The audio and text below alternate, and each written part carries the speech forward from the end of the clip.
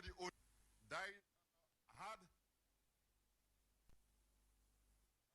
had a big, somebody who loved, somebody who gave, somebody who was selfless, somebody who inspired, somebody who educated, somebody who thought, somebody who was just somebody of everything.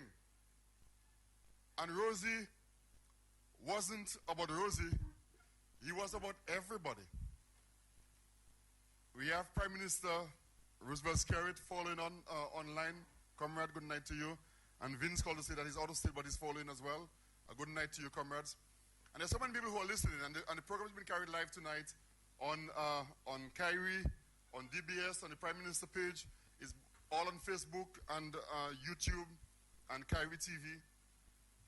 And we're glad to have so many people tuning in here tonight, because tonight we are remembering a friend, a hero.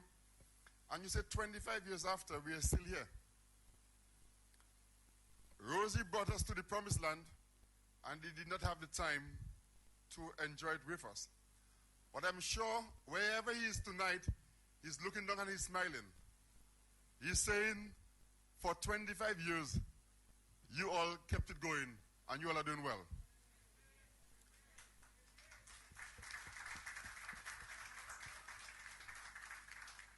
And tonight, we don't want to single out people because we say everybody own Rosie. But Reggie Ostry was there with him in the vineyard, fighting right through. Comrade Nathan in front there was right there, up and down with Rosie, in and out. You know, there were so many people who was there with Rosie. When you talk of his friends who went to school with him in Canada, and they tell you of the heroic and heroism of Rosie Douglas, it's amazing. Not too long ago, I was in Guyana, met a guy from Ireland, and he was talking about Rosie Douglas and the hero who Rosie Douglas was for the people of Northern Ireland. And Matt Peltier is on the side there. Matt was with him when he was welcomed in Northern Ireland at the conference of Sinn Féin in 2000, Matt. And you would recall that Sinn Féin was very proud and very grateful that Rosie helped them bring peace to Northern Ireland. And Rosie used to say to me, I am working to bring peace to Northern Ireland. The British government is spending £4 billion on security in Northern Ireland. And I'm going to bring peace to Northern Ireland. And what I want is for the British government to use a small part of that peace dividends and give to Dominica, because we lost the bananas, and I want them to invest a small part of that £4 billion to Dominica's peace dividends. And when he went into Northern Ireland in 2000 with Matt and Carly and Ivona and the others who accompanied him then, they achieved the peace in North Ireland. And 2 weeks ago, I met a guy in Guyana, and he was reminding me how we knew Rosie and the work Rosie had done with them in Northern Ireland, and how pleased he was. But tonight, it's not about me to talk about Rosie. Tonight, it's for somebody else who spent so much more time with Rosie. I spent a lot of time with him, Matthew. But you had the last of the Mohican. We always had the Mohicans. You had Team Hector. You had Odlum, George Odlum in St. Lucia.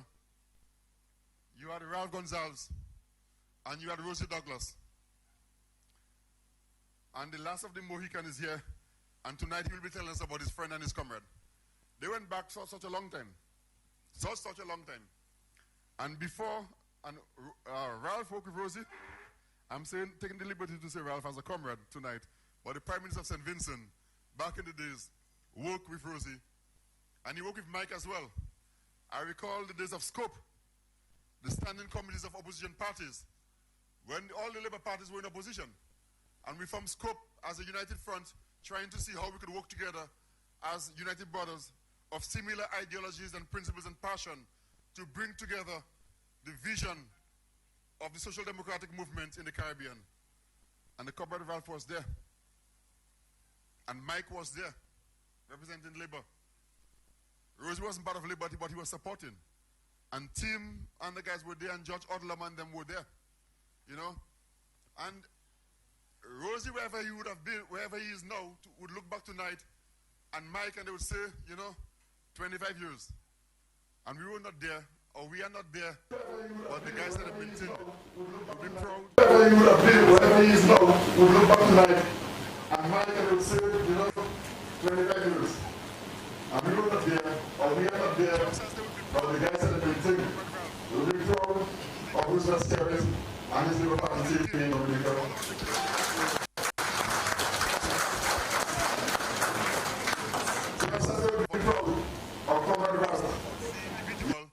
It was about a movement. And Rosie, when he was Prime Minister, I recall, he wouldn't take the security to drive him down to Portsmouth after work. He would come, jump in my vehicle, and I had to drive him. And sometimes he would be sleeping, and I drive him, have to hold Rosie on one side, and he would say, I want you guys, you guys have to learn and learn fast, because I'm in this thing for one term. After one term, you will have to continue. And he said, I'll support you all, but I'll support you all out from Africa. Because I have a continent to move. I cannot stay here on one rock. I have a whole continent to move. So you guys, I'm with you all for one term. Learn and learn fast. So you have to continue, you will have to continue. Because I have a continent to move. I cannot stay here on one rock. I have a whole continent to move. So you guys, I'm with you all for one term. Learn and learn fast. So you have to continue, you have to continue. And there's so much about but I'll be out moving the continent of Africa. So there's so much about Rosie to be spoken about. Otis and Knight. So what was that all of us here could talk about? And all the other guys, and so many people saw and Knight and Patel. And all the other guys, and so many people saw and when he came down, he went straight to Grand Bay. You can't talk about the revolutionary spirit of Kerry and the guys out in Grand Bay. You can't talk about Rosie and don't talk about Robertson in Playbush. You come and just go home and stay and her husband owned Rosie. And Doug Richard who had the right to. And there are so many people who and the family owned Rosie and who had the right to. Was there all the time. And the family of Rosie, of course, and he said he had was there all the time. And he was fighting for everybody else. And he said he had a large family. And he was here. And the family will help him take care of the rest of the family. But Tiani was here. And Debbie felt away sometimes. But he always said, you know what? I have a large family. They take care of them. But it's not about me. It's not about me. I was the person who was the Douglas was. Say welcome. But it's not about me. It's not about me to talk. I'm just here to say welcome. Welcome. You put on that mic, and you mentioned Rosie, and I cannot stop. You put on that mic, sound and say welcome, and you mentioned Rosie, and I cannot stop. Prime Minister Gonzalez. Sound and say welcome to one, welcome to all, and special welcome to Prime Minister Gonzalez, a friend and brother of Rosie Douglas. The son of Rosie, at this point in time, I welcome to the podium the son of Rosie, Tiani Douglas, represent the family to give a few words and brief remarks on Rosie Douglas.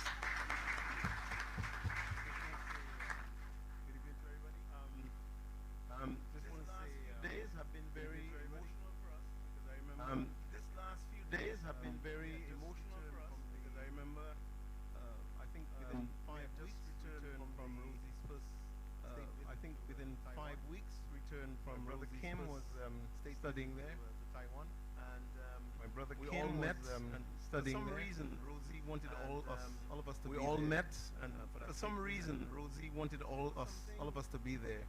That was pressing me a lot because I had a lot of premonitions. That was pressing me a lot because I had a lot of premonitions, and I tried to warn him of what I saw, what I expected, and typical Rosie, he dismissed all of it. Going to be short. I then summoned my brothers one evening with Nathan 3 months, and I told him that it may be that I take action on you, and you no longer be with us. Rosie dismissed me. Going to be short. I then set him up the following night. I told him within 3 months. It may be that they take action on you, and you no longer be with us. Rosie dismissed me. And he said to me, I then set him up the following night. We spoke for about an hour and 40 minutes. I tried to, show him what I saw, what I expected. And he said to me, don't be ridiculous. Nobody will kill me. That is probably more the place will become ungovernable. I tell him, but it depends how because when we went to they take you out and how the people receive it. So that is probably more important than your dismissal. And I knew he had listened to me because when we went to, on the way back, when we were in the U.S., he agreed to my suggestion of returning to Dominica from studies in England to be his personal secretary outside of the politics, because Rosie never believed that any of his family should sit in government or in politics while he was in the lead of the country. He so faithfully was of nepotism. We have not really listened to. I don't really want to talk here this evening. I just really wanted to give an opportunity for us to reflect on the 25 years since his passing, and that there are many lessons that we can still, we have not really listened to, that we can probably give a certain direction and fresh. The first thing I would like to do, though, I had intended to bring the Naya Bringy brothers to grace the evening with their drums and their chants. And the first thing is to recognize the importance of the press. People like Ivona, John Bastos Luge, people like Felix Augustine, and Matt. I think Matt was the... Matt, could you come over here, Matt? I think Matt is, apart from... I wouldn't say that word. Matt is probably the journalist that first was travel with him. And when I say travel with him, in style, because I went into Rosie's room when I arrived from, I think I was in London, flew into New York to join the delegation to go into Taiwan. Matt and Carly was on the bed, Rosie was on the couch, a few fellas from he was holding a campaign meeting in New York, and so these two were actually, well, it was he and Carly were actually in the bedroom, or their suitcase open and so on. Rosie was in the gallery part of the room. So much the importance of the press. And Rosie's a person, you pick him up. I used to pick him up at Gatwick. He will call me 2 in the morning, pretend to be an old lady in Portsmouth. And then when he catch me, I catch you. But then he always had this humor about him.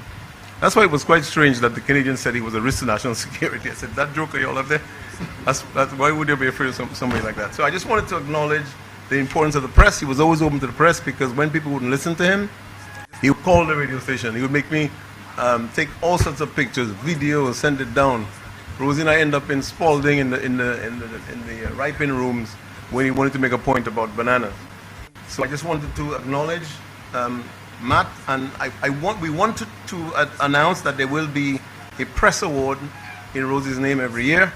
There'll also be a memorial award in his name, which will be announced at this event.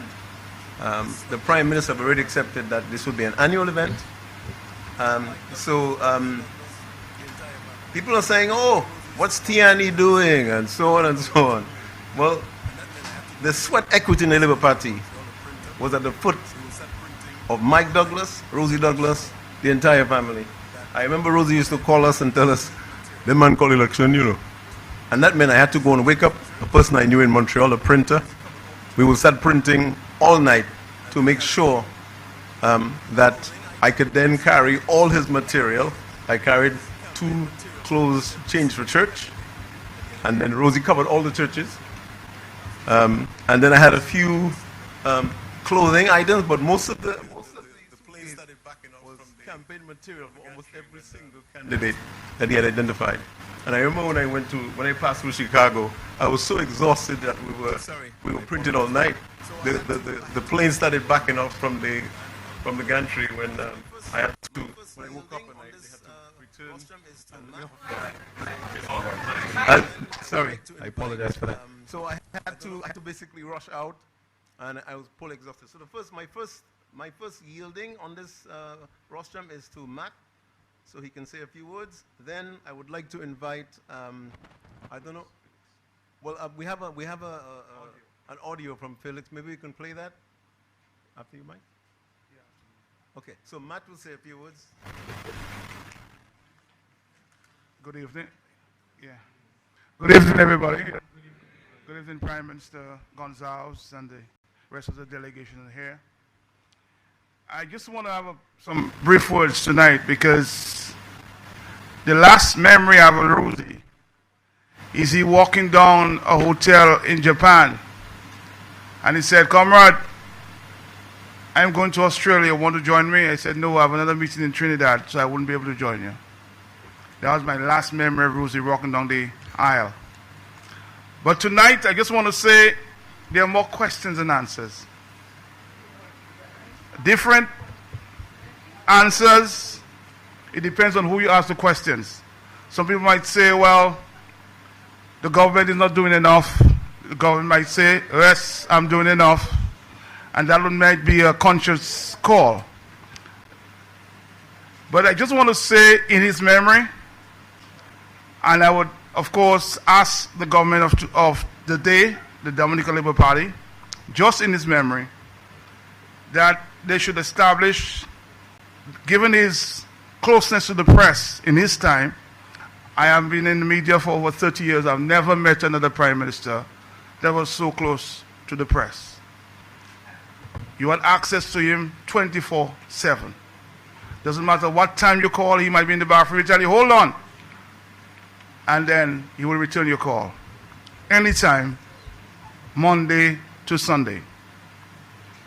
Just to say that I would ask the government of Dominica to set up a scholarship in his honor. Every 3 years on a rotating basis. So a young media person can get a scholarship in his honor. And the second request I would have is to pass a bill, a freedom of information bill, so we can have more access to information in Dominica. I think that is very, very necessary. Okay? And I just want to end on this note. A scholarship in his honor for the media, and requesting from the government to pass a Freedom of Information Act so the media can have more access to information. Thank you. Okay, we can hear the note from Felix Auguste.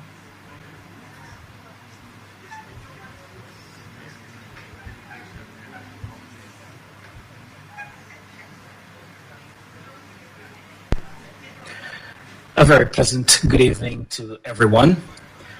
I must start by paying my respect to the family of the late Prime Minister. I can't imagine that the passing of such an illustrious son of the soil gets any easier for you. I was particularly heartened to hear that efforts was being made to recognize the late Prime Minister, someone who became a friend, and as such, I jumped at the opportunity to say a few words in his memory. As we mark the 25th anniversary of the passing of the late Prime Minister Rosie Douglas, we pause not only to remember the man, but to reflect on the enduring impact of his vision, his leadership, and his love for the people of Dominica. For me, this remembrance is deeply personal. I had the privilege of working closely with Mr. Douglas as his press representative attached to the Government Information Service. In that role, I accompanied him across the globe, meeting Dominicans in faraway cities, engaging with leaders and thinkers, and witnessing firsthand his tireless passion for Dominica's place in the world. Our visits to various parts of the United States, the Virgin Islands, various Caribbean countries, the French Islands, and Europe are pieces of a dream that me as a young reporter will cherish for as long as my memory remains.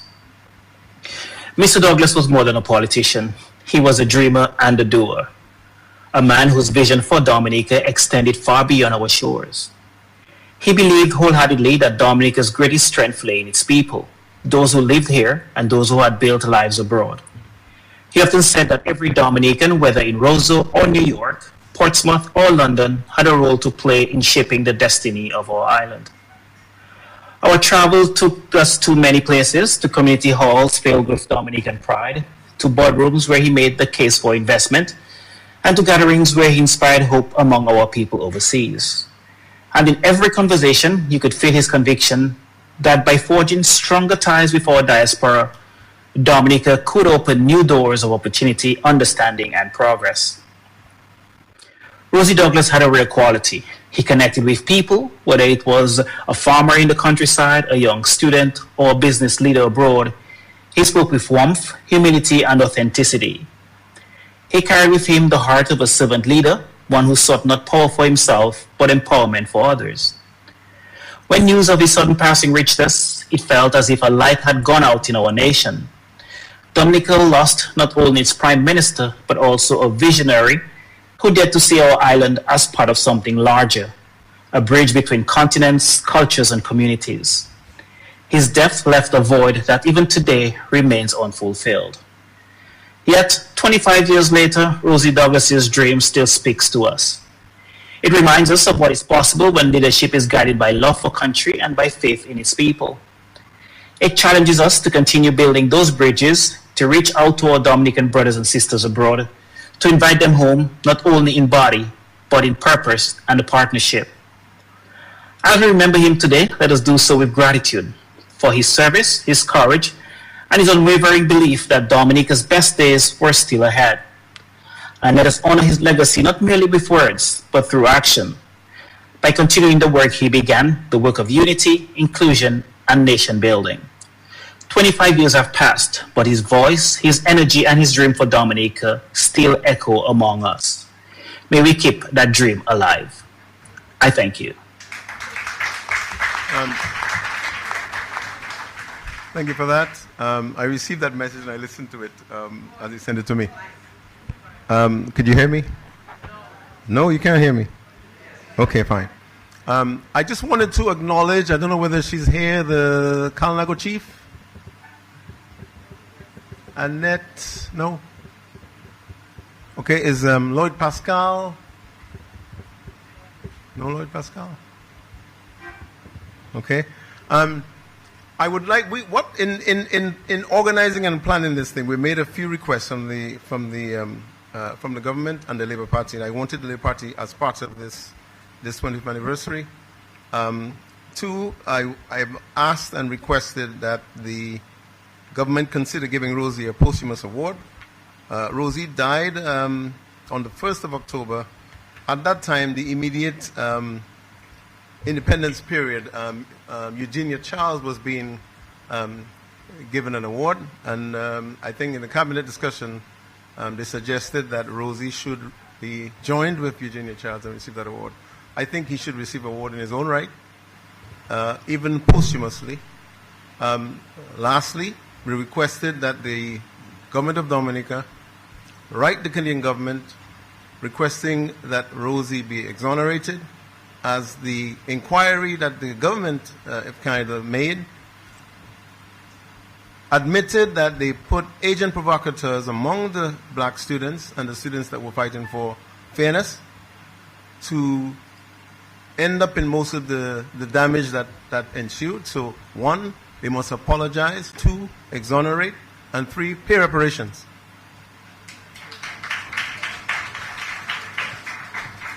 We should demand that from the Canadian government, and we should ask.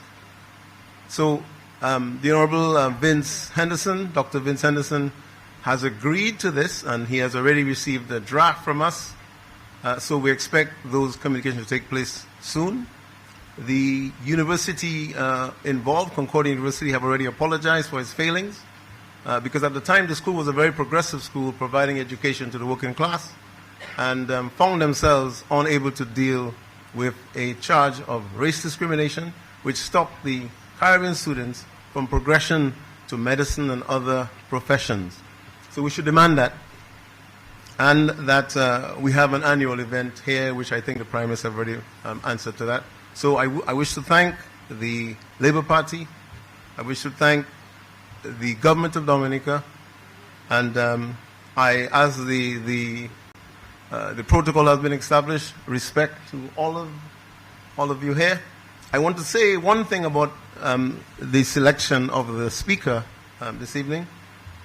The Honorable Comrade Dr. Ralph Gonzalez is one of those leaders in the Caribbean from Rosie's time that continues to take my phone calls. Even if he's in a cabinet meeting, he takes my calls. So respect. We consider you a part of our family.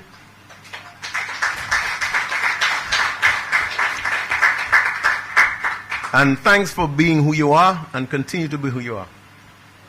A friend, a brother, a comrade. So we say that. So I think our next person on the list is the acting Prime Minister, who will make some remarks. That's the next person. Thank you.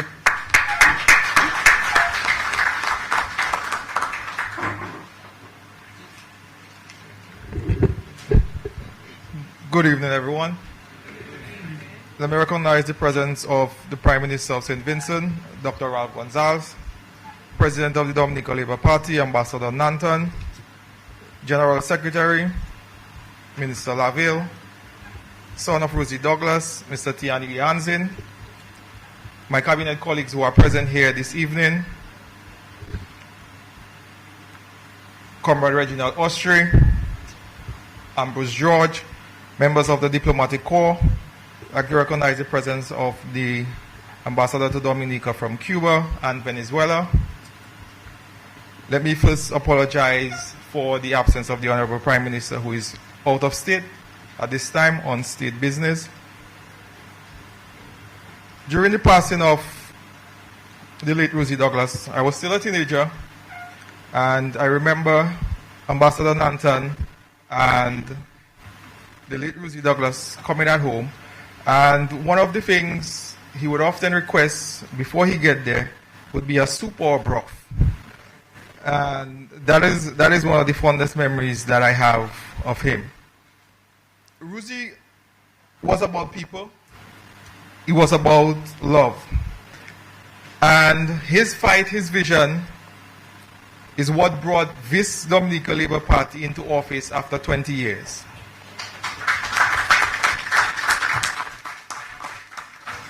"25 years later, we are standing on a foundation that he built.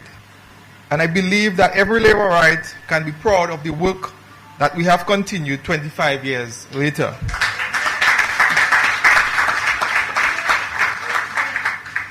This work was continued by the late Pierre Charles and continued now with the Honorable Roosevelt Skerritt.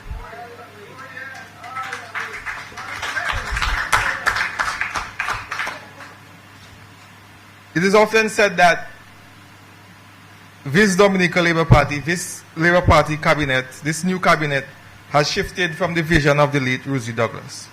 And this is far from the truth. Ladies and gentlemen, comrades, friends, education has been a passion of the late Rosie Douglas. And this is evident in the policies of this current administration.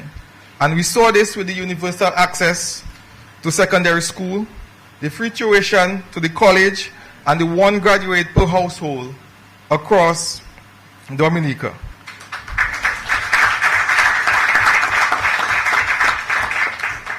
We all know that the late Rosie Douglas was passionate about housing.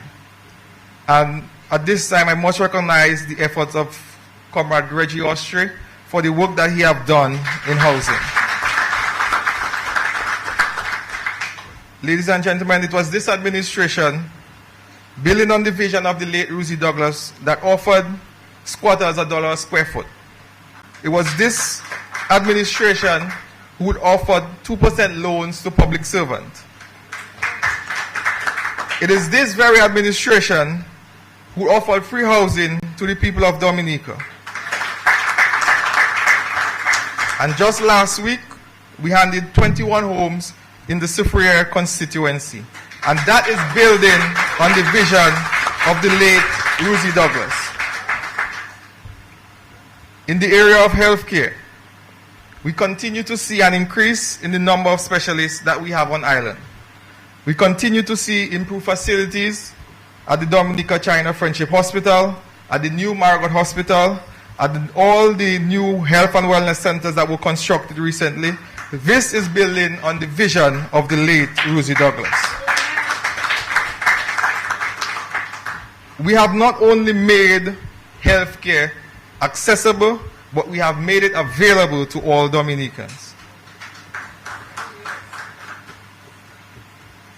Ladies and gentlemen, comrades, friends, Prime Minister Skerritt continues to build on the vision of the late Rosie Douglas. He continues to make himself not only available to the press, but available to the people of Dominica. And ladies and gentlemen, most of you will remember that when he became Prime Minister, the Honorable Roosevelt Skerrit that is, and he opened his doors to every Dominican. It was described as a red clinic by some. And ladies and gentlemen, he opening his doors and the doors of the office of the Prime Minister to the people of Dominica is building on the vision of the late Rosie Douglas.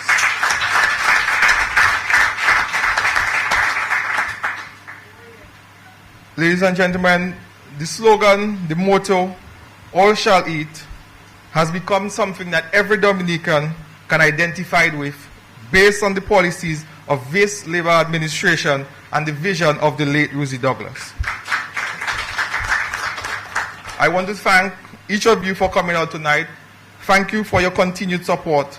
Thank you for continuing to believe not only in the vision of Rosie Douglas, but in the vision that the Roosevelt Skerrit continues to build on.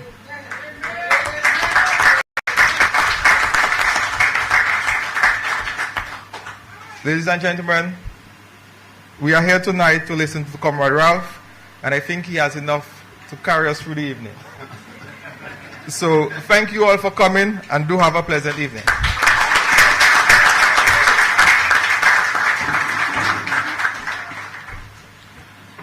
Thank you very much, Mr. Prime Minister. Brothers and sisters, back in the 70s and in the 80s, the life we lived in the Caribbean was very, very different. And we had a few young men, very young men, who dedicated their lives to the liberation of the people of the Caribbean region and the Caribbean civilization.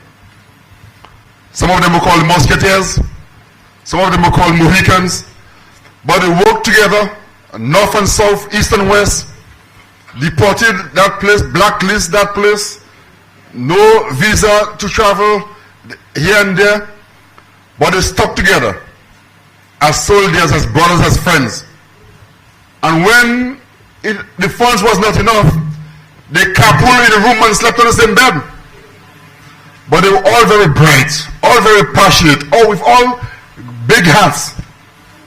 The vision for the people of the Caribbean civilization.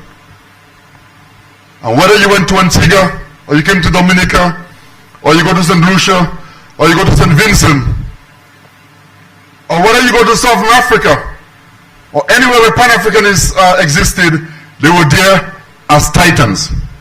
Brothers and sisters, I don't want to say too much tonight, because the next speaker is someone who has been around for a few decades. The next speaker is someone who fought in the trenches back in the days and continue to do so many years after. And with Rosie and with Tim and with George, those fellows, they fought and they fought a good fight, but they were always full of humor. And I'm sure the comrade here will share some of them. It was difficult sometimes to see or to imagine when you walk into a room with Rosie, he dealt with the business in 10 minutes, in every hour, and 50 minutes was about laughter. And so many of his friends were like that, where they get down to the business, real business, but dealt with that. And then I had the opportunity as a young boy to stay in the room with them, and they would stay up all night and talk from sundown to sun up. So I know tonight I cannot be long, because the next speaker has a lot to say and has a lot that he can say about his friend, his brother, his partner, the last of the Mohicans, brother. Welcome, Prime Minister Ralph Gonsalves.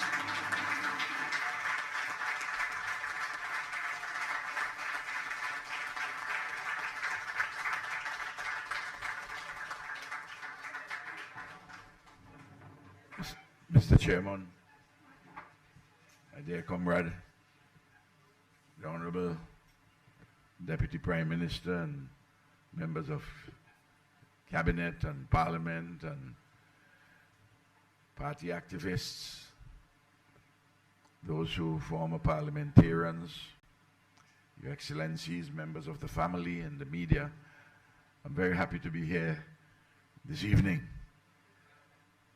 As you know, not too long from now, there would be another heavyweight championship fight in St. Vincent and the Grenadines sometime before the end of the year. And only a few things could get me away. from the battle. And as everybody knows that I love elections, especially when you're winning them.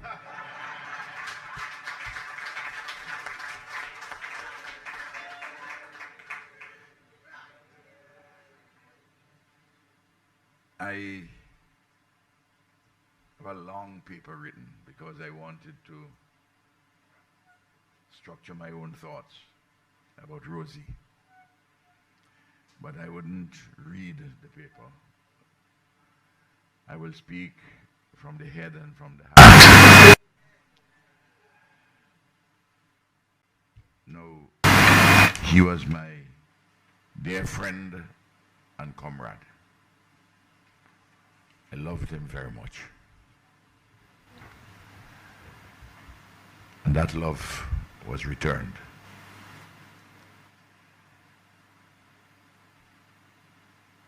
I became a member of the Douglas family through my relations with Mike and Olive and Rosie,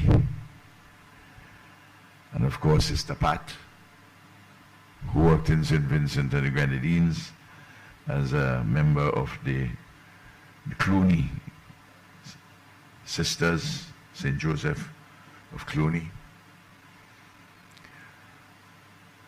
And of course, the younger generation. And Tiani will tell you that I have been speaking to him for quite a while. As he correctly said, any of Rosie's children, any of the family, I can't be too busy for them. And he would tell you that with the Labour family, you may stray a little, but we always have a place for homecoming. Always have a place for homecoming. And in this Labour family, if we have problems, we deal with them inside.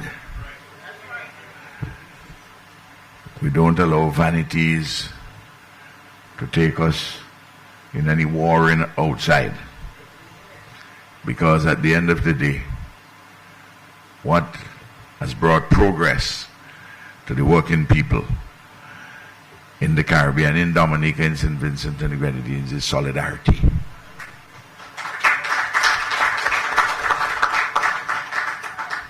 We must never forget that. The other matter which we must remember, and I will come to Rosie in some good remembrances. We have a number of persons whom we educate. The working people have made tremendous sacrifices for them. And many of them think that they are bright. And they are indeed bright. And that the education which they receive is their birthright and as a consequence of their brightness. Well, there are a lot of bright people before this generation, and they never had the opportunities. And the opportunities are created through solidarity.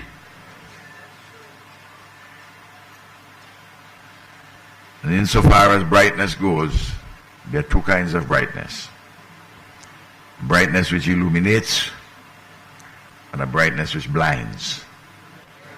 If you're driving your SUV on high beam and you're coming to me and I'm driving my SUV on high beam, we're so bright we can't see one another.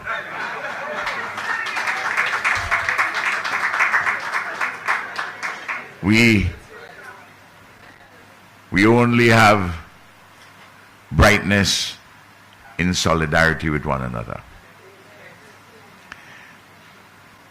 The Right Excellent Marcus Messiah Garvey national hero of Jamaica, and arguably the most significant political leader among black people in the diaspora in the 20th century. Very much influenced Rosie. He wrote and spoke repeatedly on a theme about working together, which is what Rosie was about. Marcus Garvey said, if you want to go fast, you go alone.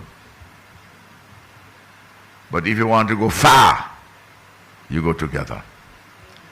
And in going far together, you will find out that you go faster than if you go alone.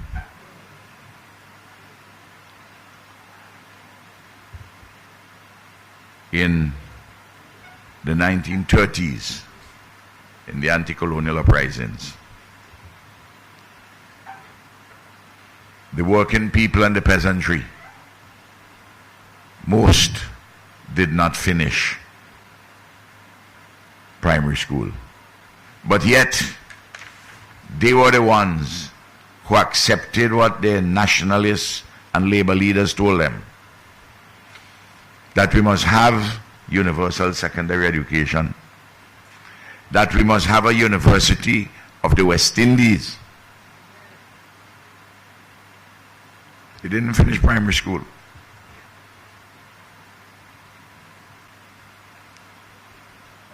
And it is that pressure through the social democratic revolution, which had its beginnings in the 1930s, that the University of the West Indies was formed, was created, was established in 1948. If it were not for the University of the West Indies, I would not have gone to university in 1966. And the University of the West Indies would not have been created but for the solidarity among the working people and the peasantry.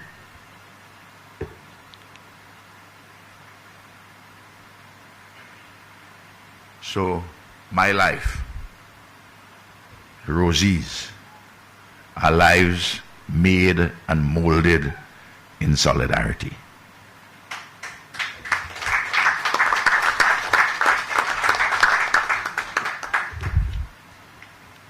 And I have found, and Rosie found, the strongest allies, the most reliable people are the poor, the working people, and the peasantry.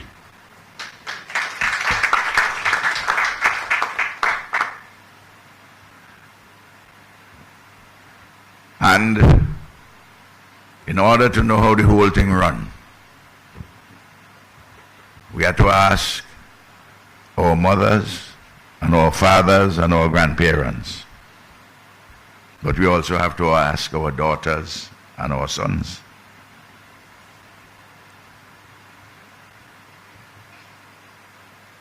What is the purpose of asking how the whole thing runs?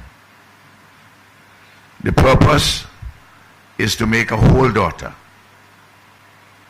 and a whole son. Not a perfect daughter, not a perfect son. A whole daughter and a whole son out of the compromise that the fever of history has made us.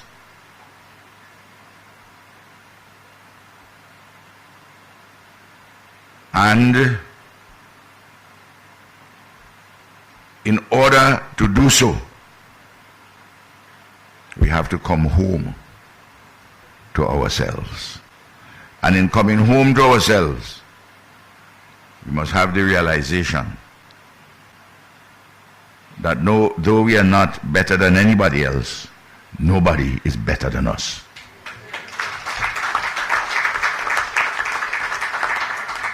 These are foundations of Rosie Douglas. Simple, straightforward, but profound in their meaning and their implications. And he learned about these things through life and living. From observations, from working with people, from reading, studying, and building organizations. We can talk about Rosie in 5 different phases. Growing up in Dominica from the time of his birth in 1941 until he left here in 1960-61. Then we can look at the second phase of his life, the Canada years. The third phase, from 1976 when he came back, brought back in chains, to 1992 when he became leader of the Dominica Labour Party. And there's the period, the fourth period, 1992, until the year 2000 when he became Prime Minister. And the 8 months, the fifth phase, is when he actually served as Prime Minister. But to understand Rosie, in addition to understanding the personality, we have to understand the context in every single set of circumstances in which he lived and which he was molded to know this man. There's a great writer in the middle of the 19th century called Karl Marx. In a very famous book called The 18 Brumaire of Louis Bonaparte, it is very strange to find any leader anywhere in the world quoting Marx. Everybody run away from Marx as if you're a zombie running from holy water. You don't have to accept Marx's programmatic position in his manifesto of 1848, which grew out of particular European conditions. But everybody has something to teach you if you're willing to open your minds to learn. Marx said something which was confirmed by C.L.R. James, Trinidad intellectual, perhaps the most towering intellectual in the Caribbean from the 20th century, who also big influence on Rosie Douglas. In his famous analysis of what he called the Black Jacobins, Toussaint Louverture and the Haitian Revolution, published that book in 1938. And he makes the same point that Marx made in the middle of the 19th century. Men and women make history, but only to the extent that the circumstances of history permit them so to make. They do not make history in circumstances chosen by themselves, but by circumstances inherited from the past and those which have emerged at the time of their life and living and production. And part of the circumstances are the ideas in the heads of men and women which oftentimes weigh like a nightmare on their brains.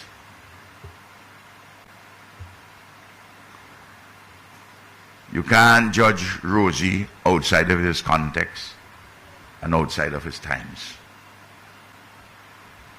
You can't judge Skerritt outside of the context of his times.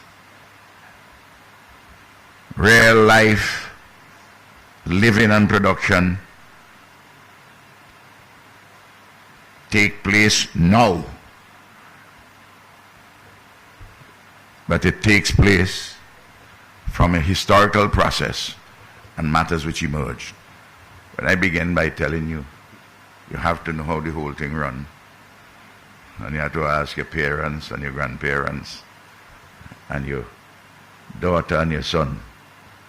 And the purpose of it is to make a whole daughter and a whole son.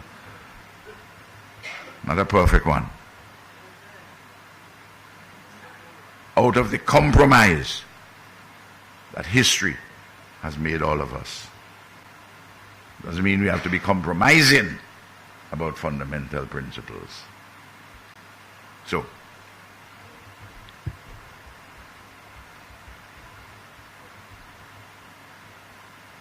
there are some persons in a particular context will be accommodated by that context, and they do not wish to challenge anything in it. Not Rosie. You always wanted to see the amelioration, the betterment of humanity. Peace and justice and shared prosperity.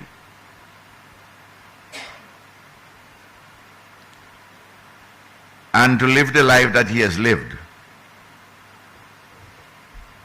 Rosie must have found resonance in what the prophet Jeremiah reported to us. What did he report to us? Before you were in your mother's womb, I knew you. I made you. I blessed you. I sanctified you. I set you apart.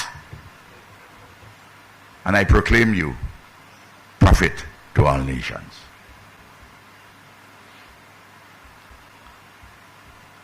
He had a sense of mission. God make some people for certain times.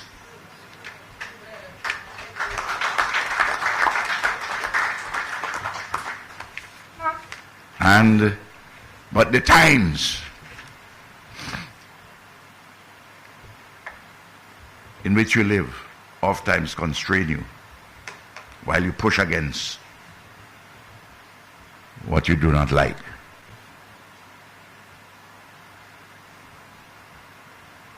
And Rosie, like Issachar, one of the leaders of the 12 tribes of Israel. You read the book of Chronicles. There's a description of each of the leaders of the 12 tribes of Israel. But about Issachar, it is simply said, he knew the times and he acted accordingly. And Rosie was a visionary who came to understand the necessity and the desirability to address practical things in the here and the now.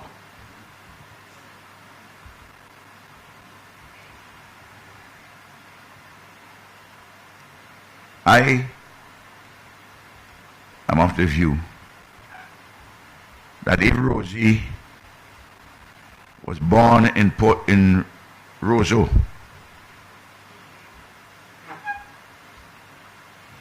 that he would not have been the politician that he has come, that we come to know him.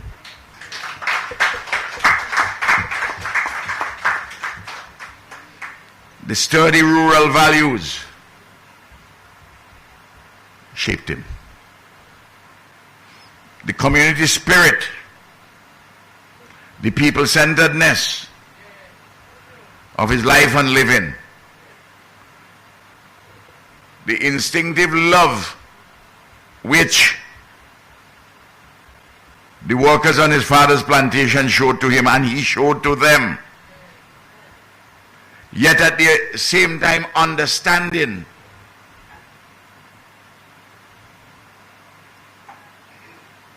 that there were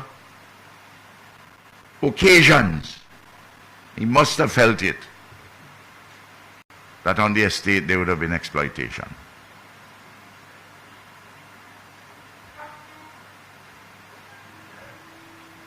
He himself rebelled against part of that. I don't think that RB would have approved of that, but you'd have understood. Because despite their differences, and of course their subsequent reconciliation, they loved each other. And Rosie learned what a strong person must be like from his father. And even as his father could not comprehend certain things that he had set upon for his own life, he loved and admired his son Rosie.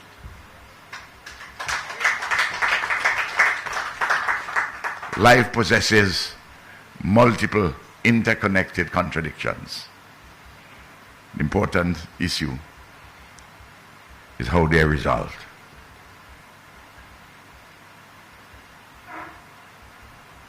Now, I think the second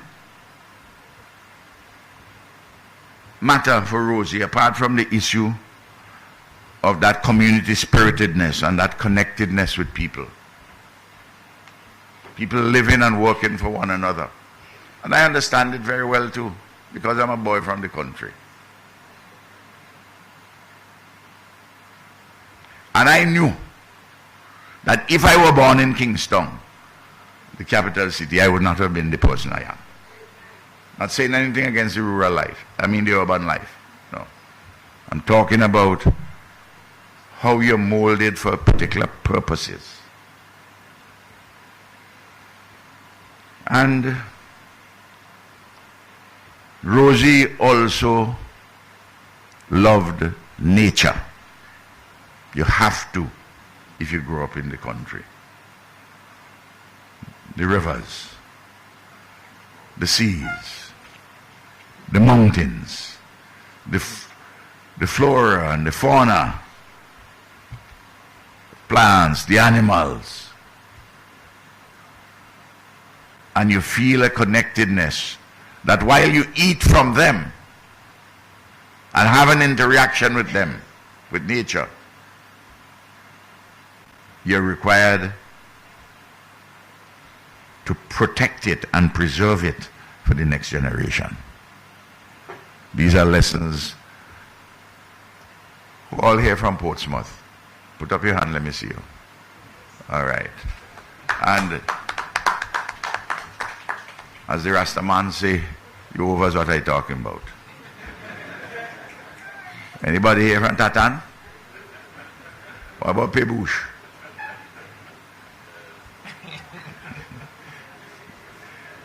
Representative from Pebush is here. Yes, yes. The youngest one. Youngest one in the Labour family in Parliament. Magnificent child of God.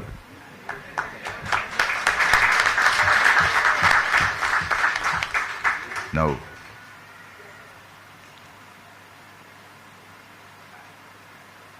important too in growing up in the rural areas is that of family. Family is important. I want to say to you, you find out how family is important when you reach 60 going on 65. If you ain't have a family which close to you and helping you, you better get plenty money. Because if you ain't got no money and you ain't got no family, you're on your way to the poorhouse. So remember family. I'm talking verities of Rosie Douglas, you know. That's why it wasn't so easy to pigeonhole him ideologically. And I'll tell you where the wellspring comes from. I'll tell you where the wellspring comes from. I know him well because we spent a lot of time together. In those days too, when we traveled and we sleep in the same bed. In those days, two men, grown men sleeping in the same bed, there's nothing wrong in that. because in the popular discourse, to be gay was to be happy. It has a different meaning now.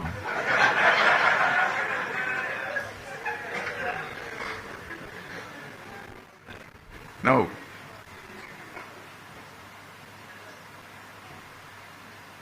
And the importance instilled, well, throughout all the communities, urban and rural, the importance of education.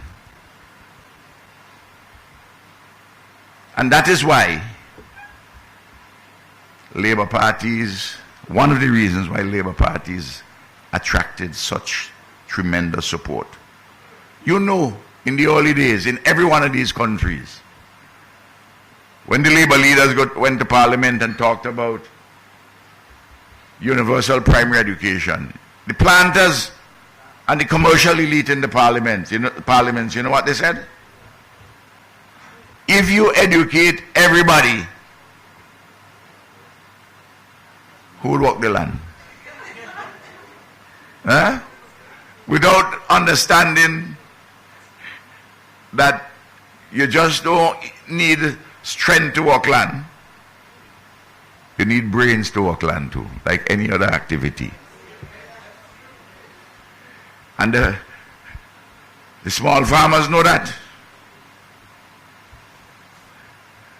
Because they learn it from their experiences and from the Hebrew people. And in learning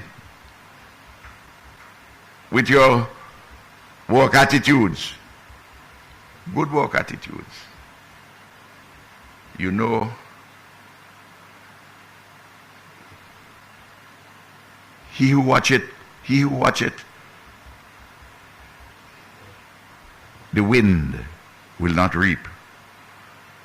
He who gazeth at the rain will never sow. You try one thing in the morning, and if it ain't work, you try another thing in the evening, because you never sure which one will work. These are things which farmers learn in the rural areas, which we learn and we know about instinctively.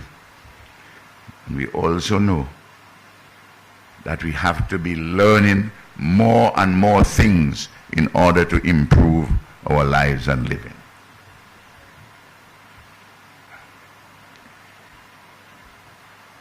Rosie also, and in the rural community, Rosie was a Christian believer. I know some of you who knew him well would not know this. Oh, he was tall and handsome and strong and charming. And women loved him much.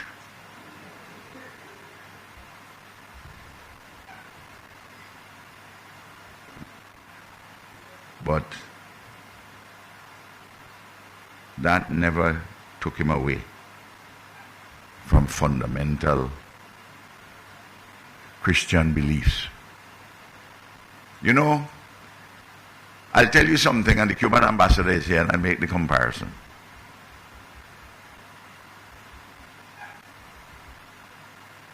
In December 2013, I went to see the Holy Father, Pope Francis. And we were inside the Sanctum Sanctorum talking for about 2 hours. Shooting the breeze. A Caribbean man and a Latin American man.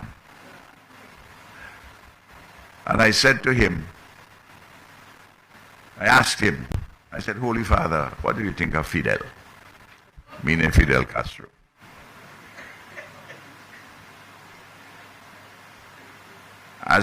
Those who know the Latin Americans, you ask them a question which they've been pondering, and they've come to a conclusion. They look at you, they squint, they move their hand over the face. This is what the Holy Father did now. Put it under his chin. Look up and down to answer me. And then pointed his finger at me. He said, I consider Fidel to be a believer. And he proceeded to give me chapter and verse as to why he thought that Fidel was a believer. Of course, about 2 months later, I went to Havana and I told Raul, his brother, and Raul, who is a humorous man, said to me, but you know, Ralph, Pope Francis is a Jesuit. And the Jesuits have been known to get it wrong sometimes.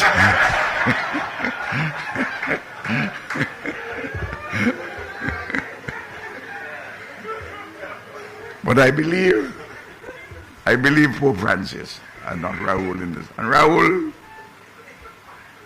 gave me, from his experience with a Jesuit principal of his school, why he got it, some things wrong, but you look at Rosie's life, you look at his work. There was a steadfastness to certain propositions, which you find in chapter 25 of the book of Matthew. I know you all came here tonight not expecting some of this, what I'm talking about. I knew him well. And I knew his innermost thoughts. I knew him and talked to him in the dead of night, when nobody is around, in solitude. And he will bare his soul to me, and I to him, as two comrades who love each other, and who in this struggle through life and through death.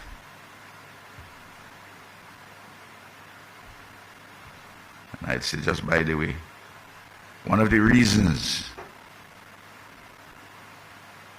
why I continue at the age of 79.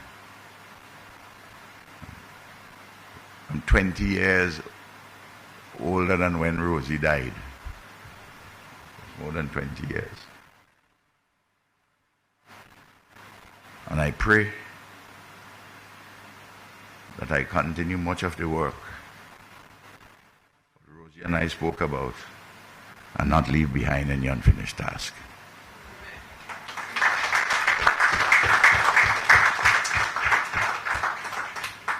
I know the press don't usually hear politicians talk like how I'm talking tonight.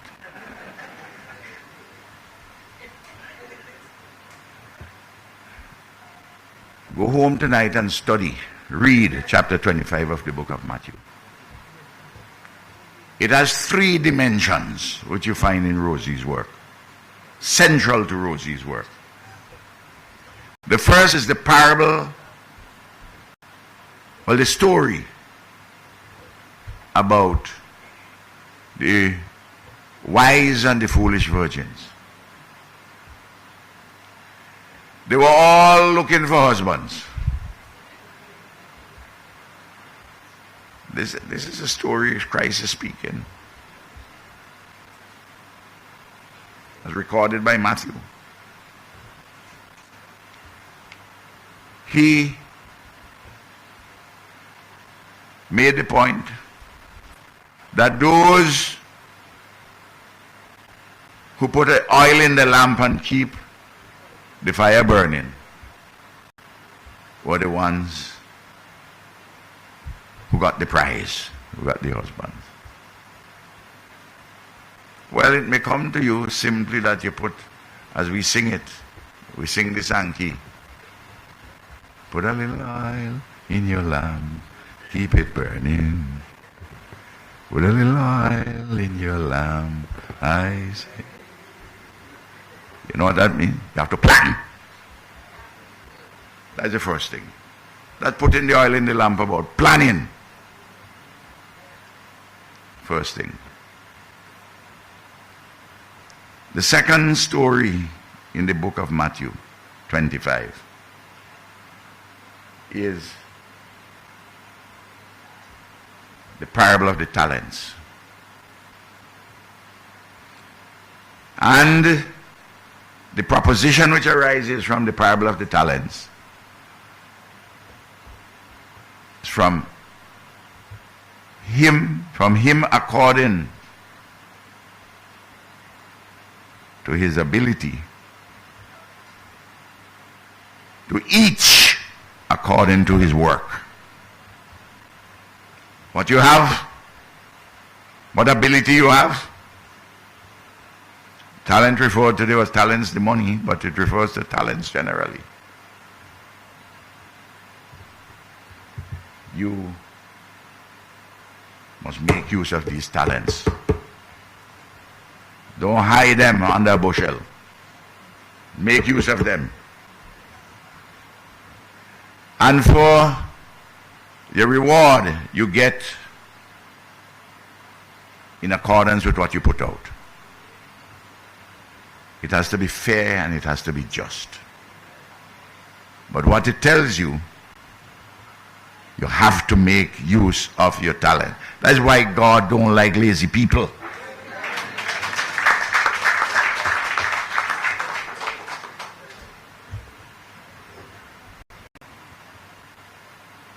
These things are fundamental, you know. If you have them in you, through the changing scenes of life, through all the vicissitudes of life, they stay with you.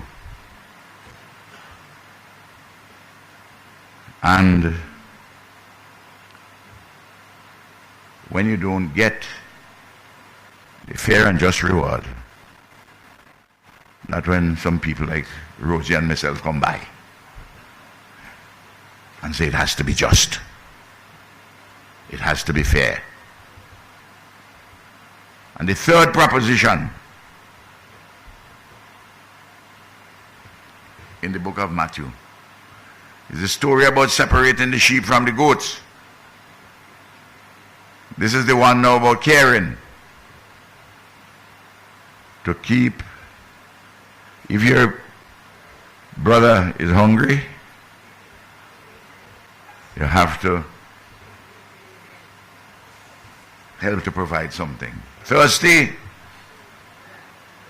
if your son is in prison, you go and visit. The person's sick, you have to try and help.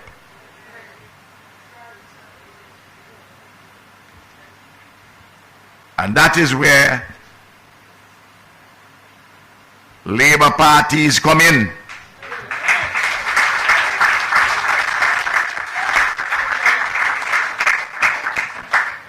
But remember,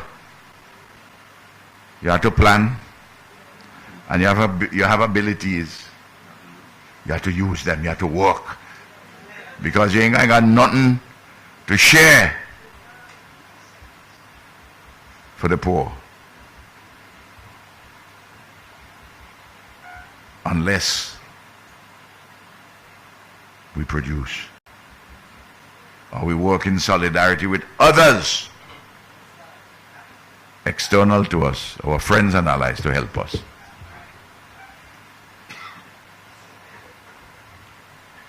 Now tonight, we are remembering Rosie in the best possible way. You know, the ancient Greek historian Thucydides, in a very fascinating book called the Peloponnesian Wars, in which he recounted a funeral oration of Pericles. The point was that when the young Greeks came back from war. To be sure, it was a requisite that they be memorialized in marble and in stone. And we have to give Rosie his due in that. But the most important memorial is in the hearts and minds of a grateful people, which we pass on from generation to generation. Most important. Rosie went to primary school in Portsmouth and dealing with first phase. And he came to town, Roseau. He went to St. Joseph Academy. He went to grammar school. He played cricket. They gave him a good basic colonial education. But he rebelled about the limitations of that colonial education. And as he growing up, he loved fishing and hunting, and he loved cricket. He had some modest skills in it. And he always loved cricket, which is important to remember in the totality of the human being.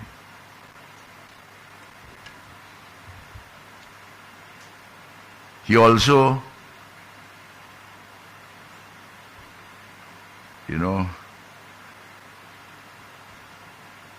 remember, we are all men and women, real flesh and blood people. And we have strengths and possibilities and weaknesses and limitations. Don't never ever forget that. And he had to have his fun too. And cricket, he loved his cricket. And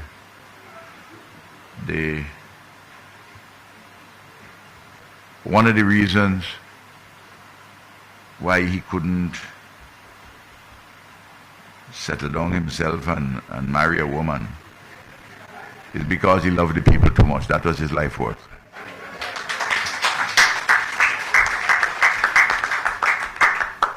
He loved the people, not in the general, but in the particular.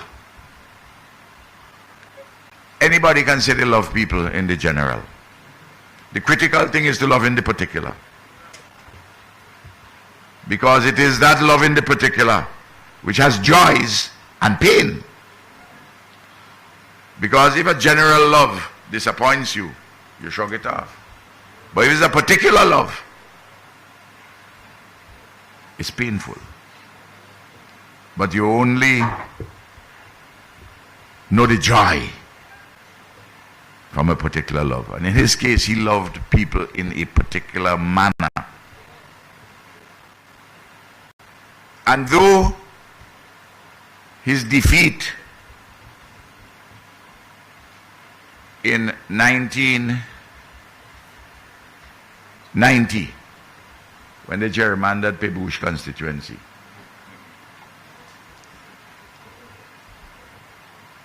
he nevertheless would have learned lessons from that. That all politics is local. And you have to pay attention to what is happening on the ground. And he learned also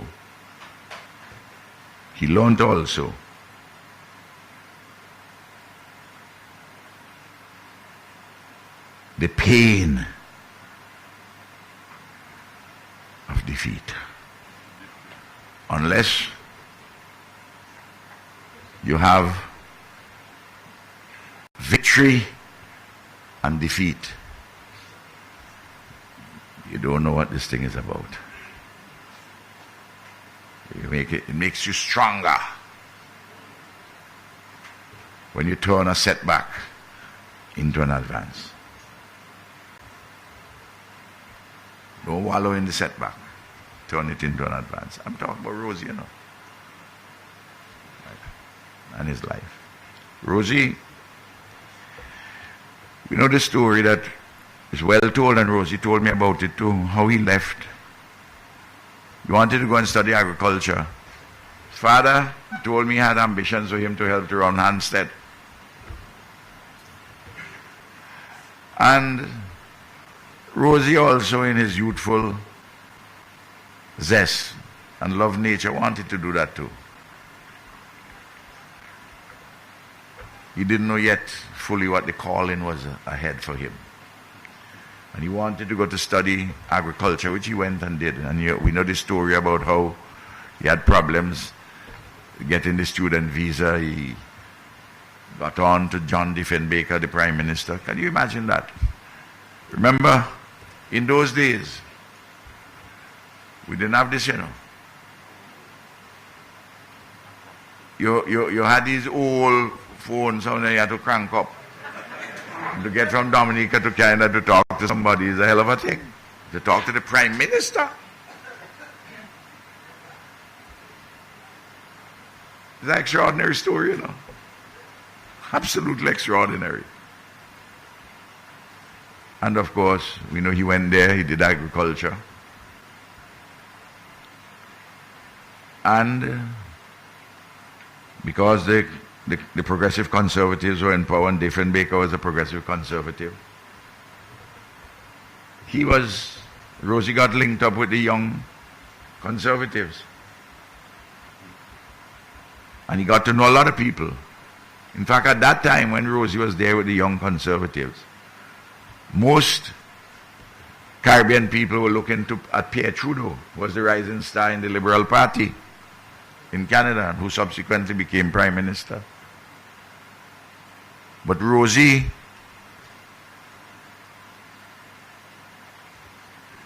acute as always in his understanding and observances, saw how Caribbean women who had gone up to work as domestics, how they were treated. How Native Indians, they were Aboriginal peoples, were treated. How black people generally were treated in Canada. And the conservatives, including the leader, the young conservative, Joe Clark, who subsequently became a Prime Minister, wouldn't address this question. And Rosie broke. In this phase in Canada, there are two persons of great influence in Rosie's life, and you want you to remember them. I want you to remember them here tonight. One is Alfonso Alfie Roberts of St. Vincent and the Grenadines. The second is Leonard Tim Hector from Antigua and Barbuda. When Rosie finished his school in agriculture and he went to Montreal, Alfie Roberts was there and Tim Hector. Tim Hector was a brilliant student. Alfie Roberts, how many of you know about Alfie Roberts? Nobody? Well, here. Just as a matter of question, how many of you know about Walter Rodney? A little bit more. What about Sir Walter Raleigh? I believe many of you ashamed to put up your hand. You know Raleigh. You know Walter Raleigh more than Walter Rodney. I know Walter Raleigh more than more than Alfie Roberts. Alfie Roberts is the first man from the Windward and Leeward Islands to play Test cricket for the West Indies. Did you know that? In 1956. He went to New Zealand with the Test team. He played one Test match. He actually made the team while he was a schoolboy at Queen's Royal College in Trinidad. Everton Weeks had seen him in St. Vincent and said that this is a young man of real talent. And he was put into school in Trinidad, Queen's Royal College, one of the top schools. And at 25, he went there in New Zealand at 18. At 25, Alfie gave up the game to concentrate on matters of liberation. He was a scholar, a researcher, practically a one-man research team in Montreal, Alfie Roberts. And Rosie would have been fascinated with Alfie because of cricket. And remember, at this time, there is the civil rights movement in the United States with Martin Luther King and the more radical positions on civil rights by Malcolm X and by Stokely Carmichael. And Rosie got to know Martin Luther King and Stokely Carmichael, was originally from Trinidad. And Alfie Roberts introduced him to writings of national liberation. And it is in that phase in Rosie's life that he became a Pan-Africanist. And he became a revolutionary Democrat, socialist oriented. He told me the first time he read The Wretched of the Earth by Frantz Fanon, he felt the scales falling off his eyes. Began to see the world more clearly. Fanon was a psychiatrist. He studied a black man from Martinique who studied in Paris and then went to Algeria to practice his profession and became a member of the liberation movement in Algeria, fighting for independence against the French. So Rosie got steeped in Pan-Africanism, anti-colonialism, anti-imperialism, and these never left him. Never left him. Whatever adjustments he had to make in Dominica to take account of the peculiar nature of Dominican society and the economy,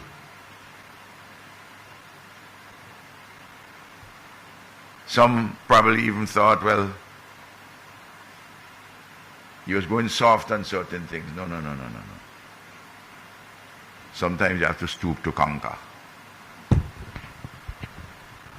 A lot of people don't know that. A lot of people are not mature enough to understand that.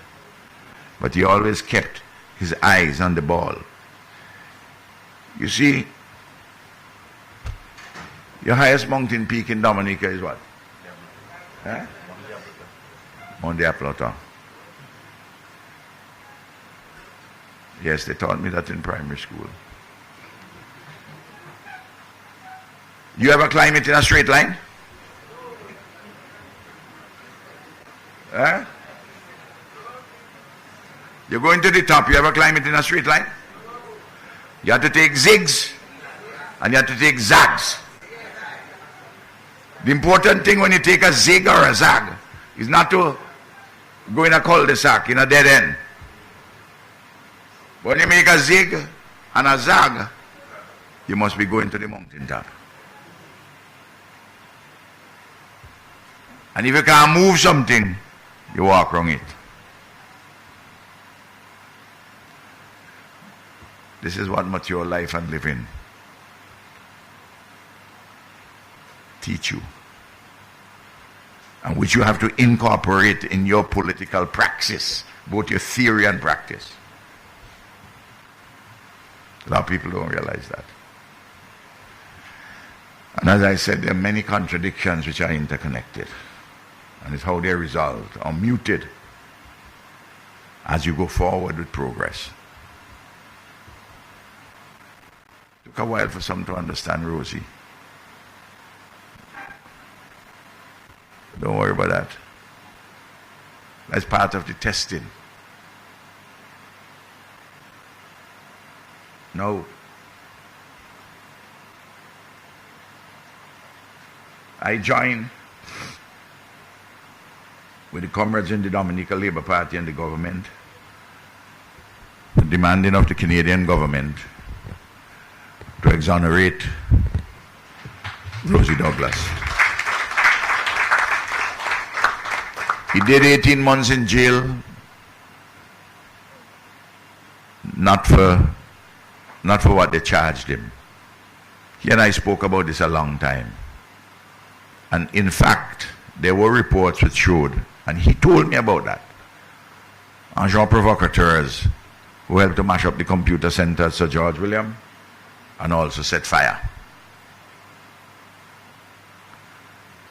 But when Rosie was in jail, he didn't waste time in jail. He taught prisoners. He acted out the third limb of the 25th chapter of Matthew. Educated them. He wrote a report about prison conditions and recommended reforms in the Canadian prison system. And of course, when he came out, he went on a tour, explaining many things and seeking to build solidarity and unity between Caribbean people and African people and poor whites, working class, and also the indigenous people. The authorities say that he was a security risk, and they sent him back in chains.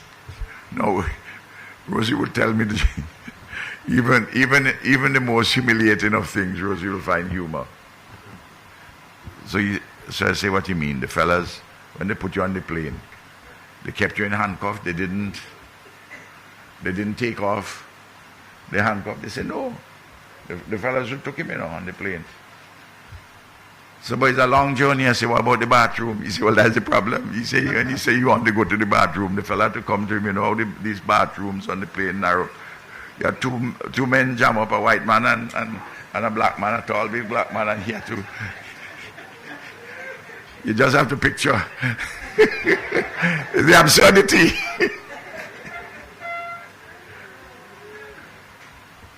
When he came back, he met a Dominica which was in some political ferment. Dominica had already had associate statehood with Britain. In 1967, Leblanc, Edward Oliver Leblanc, the darling of the working class and supporters of the Labour Party, had led the party with distinction. And then he left. He just left in 1974. We know that Patrick John came to the fore. And then the talk was for independence. And Rosie came back and set up the Popular Independence Committee and brought a number of people, went all over Dominica and contributed greatly to that discussion. And asked, among other things, for and demanded that we have a non-executive president in Dominica and replace the Queen as the sovereign. And that happened.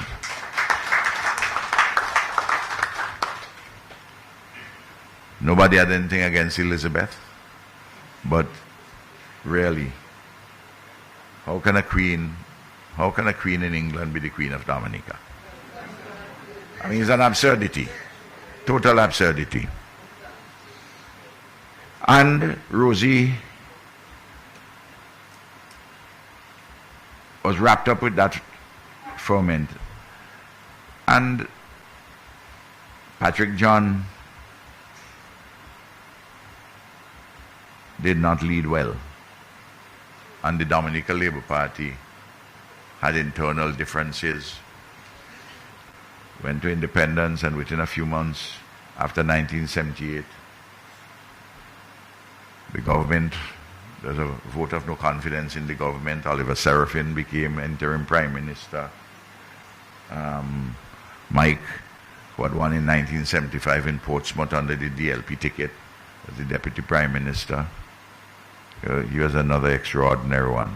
But we ain't talking about Mike tonight, talking about Rosie. Another time I could talk about Mike. And between 1976 and 1992, Rosie was seeking to define a path on the left and to see if he can have Dominica change its orientation in politics and in the economy. And remember, then banana was king, supported by preferences. And in Rosie's lifetime, he would have seen that in 1993, the banana preferences start to diminish to the point when he arrived in office, they were almost completely extinguished. And of course, the glory days of bananas are gone because of the falling off of the preferences as Britain joined the single market in Europe. And Rosie building links all the time. One, as we know, in 1985 in Pebush, and then he lost in 1990 when they gerrymandered the constituency. 1980, we began to see the regime of Eugenia. At a time, Eugenia Charles, at the time when Reagan and Thatcher were dominant in the world. And there was a right-wing revolution, and imperialism getting more and more confident. But yet contradictions in the international capitalist system and in the periphery like in Dominica. He lost in 1990 when the gerrymandering took place. And then very sadly, Mike died in 1992. And we know the story. Rosie became Prime Minister, and he became leader of the Labour Party, succeeded Mike in Portsmouth, and remained the MP for Portsmouth until he died in 2000. Rosie, until he died there. And when Rosie became leader of the DLP in 1992, as you know better than I do, Rosie was the principal critic of the Eugenia Charles government.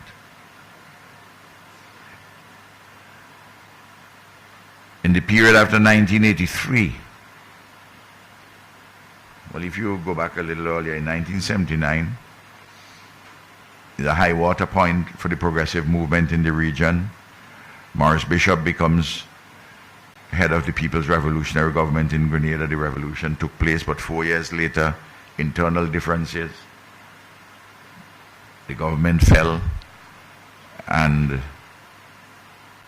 the revolution collapsed, and Reagan invaded with Eugenia's assistance and buried the remains of the revolution.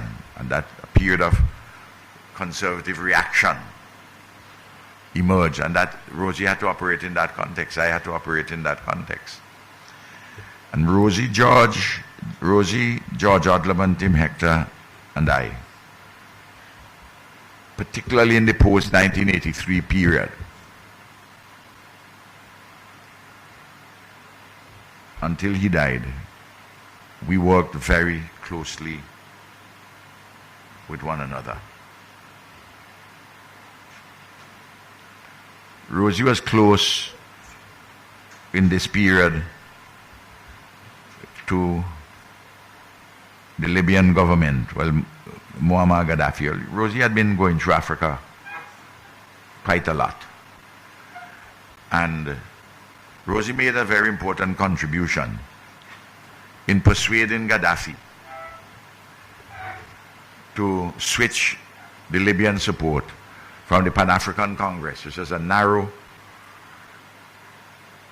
political organization in South Africa, which in their constitution only black people could have been members of the Pan-African Congress. And the African National Congress, led by Nelson Mandela, who was in jail, had a broader base and talked about involving all ethnicities in a democratic movement to build a free South Africa grounded in social democracy and socialist orientation. And Gaddafi began to support the African National Congress and assisted the African National Congress of Nelson Mandela in training persons in Libya and for providing economic support. Another Caribbean leader provided enormous support, decisive support, was Fidel Castro in sending troops to Angola to help to defend the independence of Angola, and took on the South African army at the Battle of Cuito Valley and defeated them. And it is this popular movement across the world, in which Rosie was part of, in supporting Mandela and the ANC, which eventually led to the dismantling of apartheid in South Africa.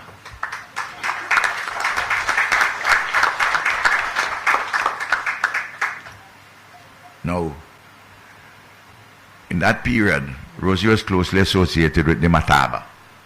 The Mataba is the political wing of the Libyan Jamahiriya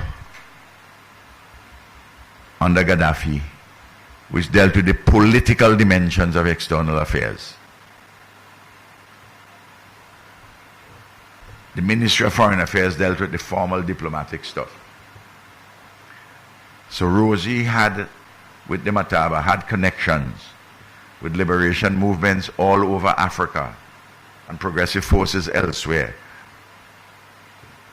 who were provided with support by the Libyan authorities. And he was critical in that particular period. You know, during that period, as Rosie got very popular, they were saying that he doesn't have responsibility. He's just flying all about, he's doing things, he getting money from Libya, he's a communist. You remember all the stories? Married, you got no responsibility. I remember one night I was telling my dear sister from Pebush the story today. But I was up in Pebush with Rosie on the platform, and Rosie's addressing the question very humorously about his unmarried status. He said he don't understand how freedom is on his case, that he ain't married, he ain't got no responsibility. He said, but Eugenia older than me and she ain't married either. And they make she prime minister. And then he proceeded to say, he said, I want to get married to a Dominican. And you know, sometimes Rosie's talking like this, you don't know whether he's playful, whether he's serious. He said, I want to get married to a Dominican woman. He said, but none of them want me. He said, I specifically want one from Pebush. And he said, I have asked, and they have agreed, Mary and Elizabeth, 2 women in Pebush, to choose a woman for me in Pebush, and said, this is the woman you have to marry. And of course, the audience was just laughing. So when Rodi sat down back, you're sitting down next to me on the platform, I said, comrade, you serious about this thing? You put the question of holy matrimony in the hand of 2 women in Pebush? He said, don't bother about that, Ralph, man. He said, everybody here know Mary and Elizabeth have never agreed on anything in their life.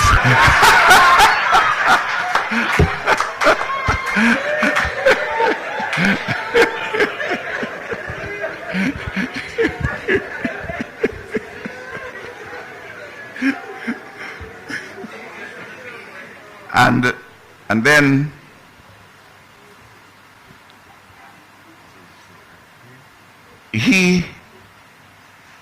the lesson, you remember I started about solidarity and we mustn't have divisions. The lesson of the period 1979 to 1992,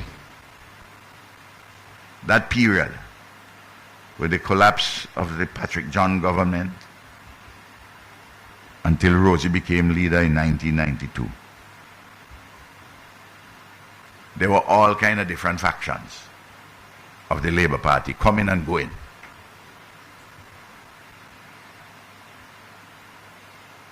You look around in St. Lucia, the divisions in the St. Lucia Labour Party caused the St. Lucia Labour Party to stay out of office for quite a long time. You look in St. Kitts, the divisions in the party between Denzil Douglas and Timothy Harris. The working people do not like divisions. They expect that we will have arguments and we could have quarrels and we could have differences. But you have to settle it inside of the Labour family. There's a lesson then, and there's a lesson now.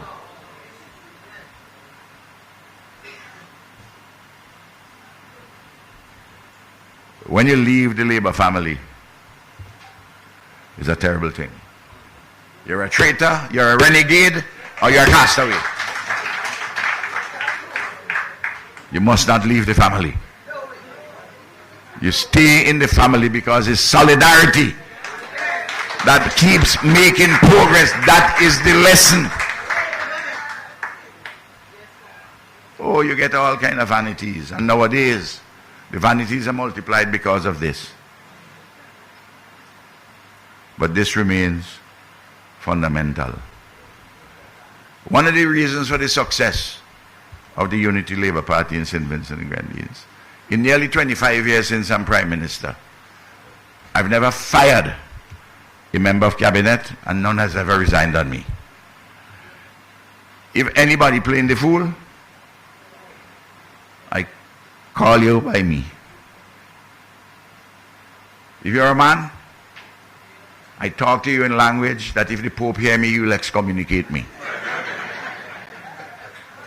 If it's a woman, I say, sister, I say, what happening? Tell me, talk to me. Talk to the comrade. You have to stay together. Now,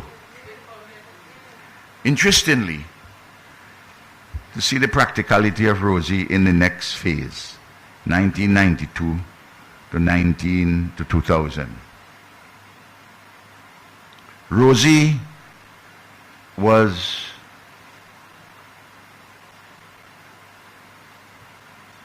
when Rosie began to look for, after Eugenia resigned in 1990 and Brian Alleyne took over, and we know that Eugenia said publicly he didn't like Brian. You know, she said that publicly. She had a preference for Carbon and somebody else. No. Rosie saw the opportunity to have good and decent people from freedom come to Labour. And particularly he looked to see the young freedomites from where he can get persons who have a progressive outlook, who are nationalists, to get them to come to Labour, because once you come into the bosom of Labour, the social democracy of labor and the solidarity of labor will help to transform them and change them for the better. Now in 2000, you remember, well, in between, with all the confusion in labor, space was left for some other people to come, UWP.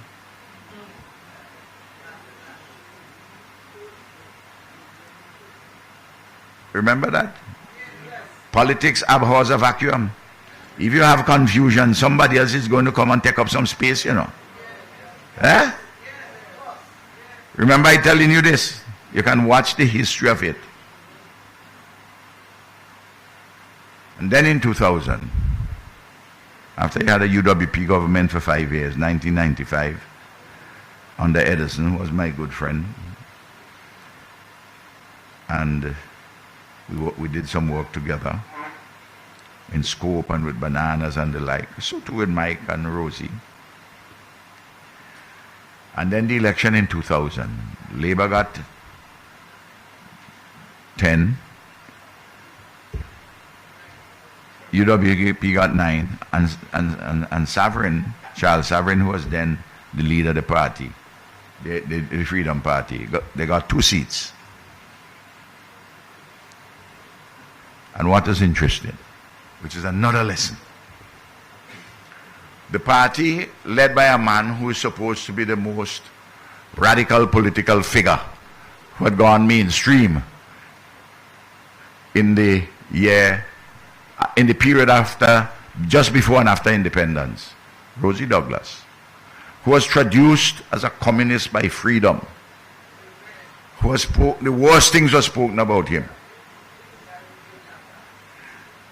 But then is that party and the remains of Freedom, which was the most right-wing party historically in the period after independence, they came together to form a government. And this genius of Rosie Douglas has laid the foundation for the continued success from 2000 to right now with the Dominica Labour Party.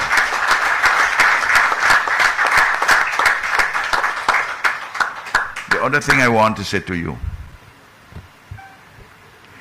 and there are people who I know in the midst of battle and those who move against my real close brethren and comrade, who is like a son to me, because my oldest son, who is 53, who is my Minister of Finance, is older than Roosevelt Skerrit. So Skerrit could be my son. So he's my comrade, but I'm like a father. And we have a wonderful relationship.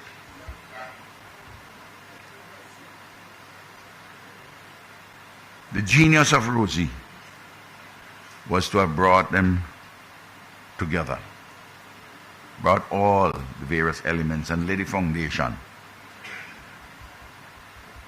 And Roosevelt Skerrit's skills have taken it to higher heights.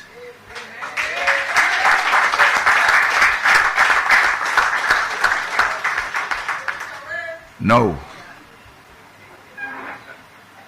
In his period in government, his 8 months, Rosie took a whole set of initiatives. Of course, he went back to Canada triumphant because in May of 2000, because he said that he had predicted that he will go back as Prime Minister, and he went back as Prime Minister. A man who left in chains went back as Prime Minister. He who couldn't go in a bathroom without a security man with him, they give him the red carpet in 2000. After one time is the next. Solidarity.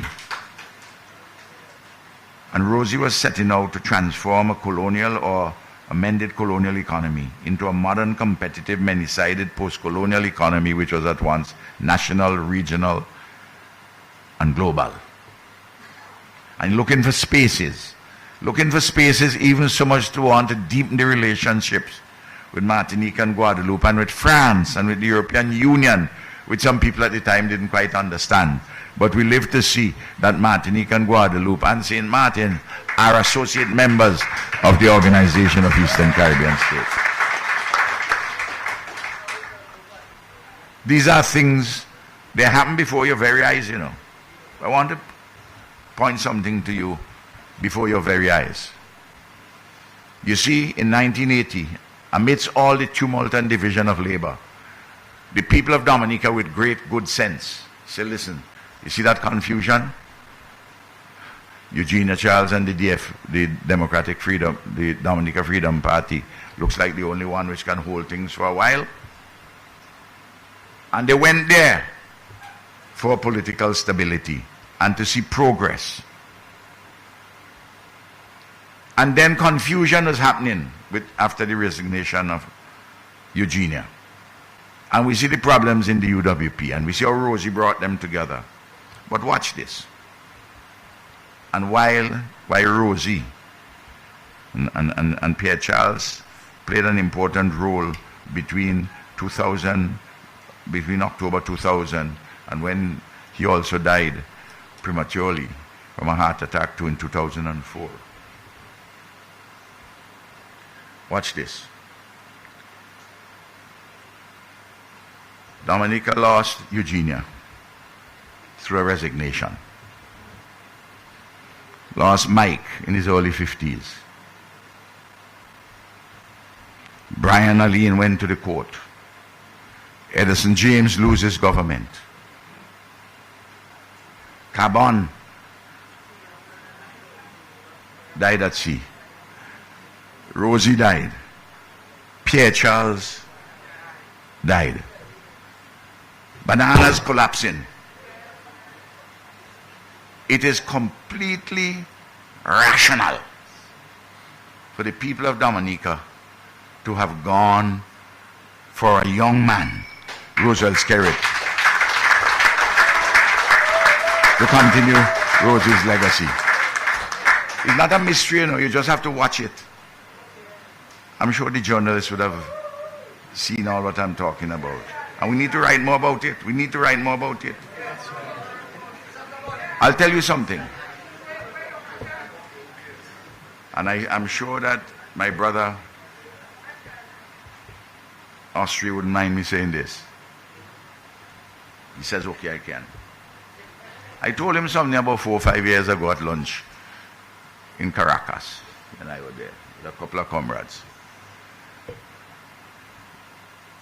I say, comrade, I have to tell you, I put my mouth in business and you lost the opportunity to be Prime Minister in Dominica, leader of the Labour Party. Austria was popular in the Dominica Labour Party, you know. And Roosevelt loved Austria. That's why he had him doing important jobs in his cabinet for all the time, and Austria did very, very well.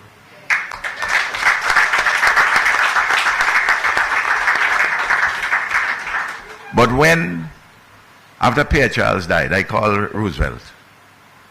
I said, Roosevelt, Rosie had told me that you are the person who will succeed him, because Rosie expected he was going to do a good 10, maybe 15 years. The Lord give it and the Lord take it away. Blessed be the name of the Lord. I called Roosevelt. I said, how is this thing going? He said, well, you know, Austria is my friend. He's the mature person and so on. I said, Roosevelt, Dominica has gone through too much tumult. They have this problem with bananas. We need a different kind of leadership to head it. I say, as good as my comrade Austria is, you have to make sure that your name is in the mix. And of course, Brother Austria himself recognized that. Labor in Dominica, labor in St. Vincent and the Grenadines, labor elsewhere, we are peculiar organizations. We have a collective wisdom which we draw upon. And we know the history very well, and we feel it. It's a noise in our blood, it's an echo in our bones. And we know when to make right decisions. And sometimes labor can be deceptive. Sometimes some fellas making a lot of noise in the opposition. Plenty noise. Pretending to have more support than they have, and labor people just going along and so on. They're waiting and they're waiting until the trump is sung. Just as Paul predicted in another context, the dead in Christ shall rise, and the others who are living will get wrapped up. It's the rapture. The labor family has this ability. It is extraordinary. It's extraordinary. And when you knock on your neighbor door, all they say is labor. It is something which is incredible. It's existential to us, so long as we stay in solidarity and don't get divided. I want to hammer that because that is the lesson from Rosie, as how he brought people together in 2000. And even notice what happened. My brother Charles Saverin became president and had a distinguished career as president of Dominica.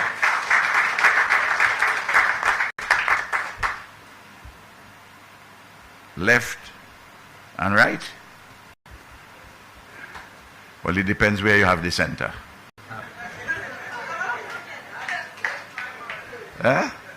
Whether you're left or you're right, is depending on where the center is. That's how that definition takes place. Of course, Rosie used to spend a lot of time with me in St. Vincent and the Grenadines, and Eloise, my wife, who is a Dominican by descent, her parents are from Dominica, from the Harris family. And she would have been here, but to the fact she wasn't feeling the best. But she sends her greetings, and I have to convey the greetings. And Rosie came, and Mike, and Sister Pat. Sister Pat was principal of the school in the St. Joseph's Convents, a co-educational school in St. Vincent, in a rural community, Mariaqua. And as you know, they have a rule generally that they don't give their premises for any political activity. But when the leadership elections were coming in our party for who to succeed Vincent Beach, she said, you have to have the convention in my school. Of course, the bishop didn't like it, and she told the bishop, Ralph is a Roman Catholic. This is my school.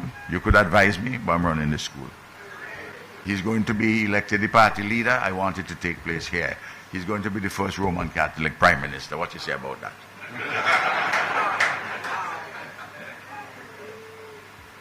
Then, just like with the labor, don't mess with the Romans, you know. There's a depth too. I know evangelicals, different ways to God, and I am an ecumenical person. But something happened. Sister Pat had a book she said she wanted to give me in the week before she died in an accident in Barbados. She contacted me, we spoke about each other, we had set up meetings, she busy, I busy, we missed the meetings. The title of the book is The Return of the prodigal son by a priest who was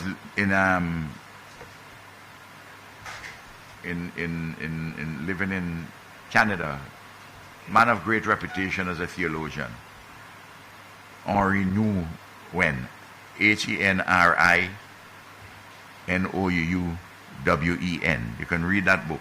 I advise you, published in 1996 or thereabouts. And Sister Pat was determined to give me this book. But on the Friday when she was leaving for Barbados, she took the book with her. She drove past where the airport is, came on the perimeter of the western end of the city, came to the residence of the Prime Minister, and left the book. I wasn't there. She left it there. Just with the instruction, Ralph must read this book. And when I was reading the book, the Friday night, late, I got the news that Pat had died. She was in this accident. And from then until now, this thing always on my mind. Why did Sister Pat was so insistent that I get this book?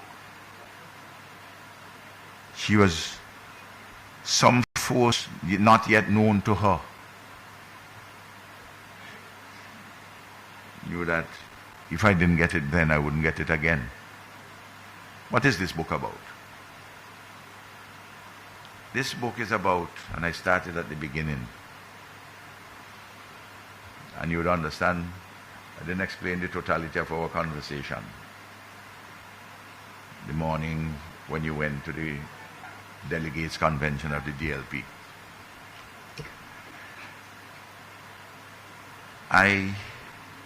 The book speaks about the homecoming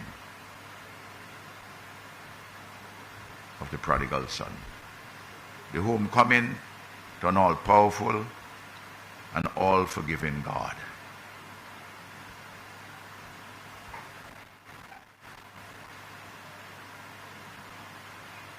He turns the story inside out. When we read the story about the prodigal son, and we see how he's in a distant land, and we all are in distant lands.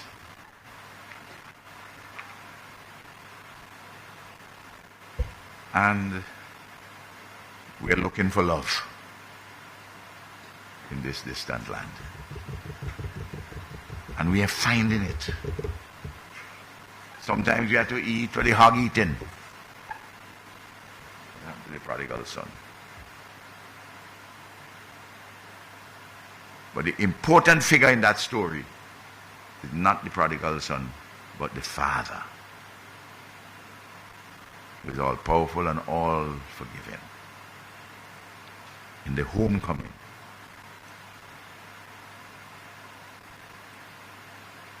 and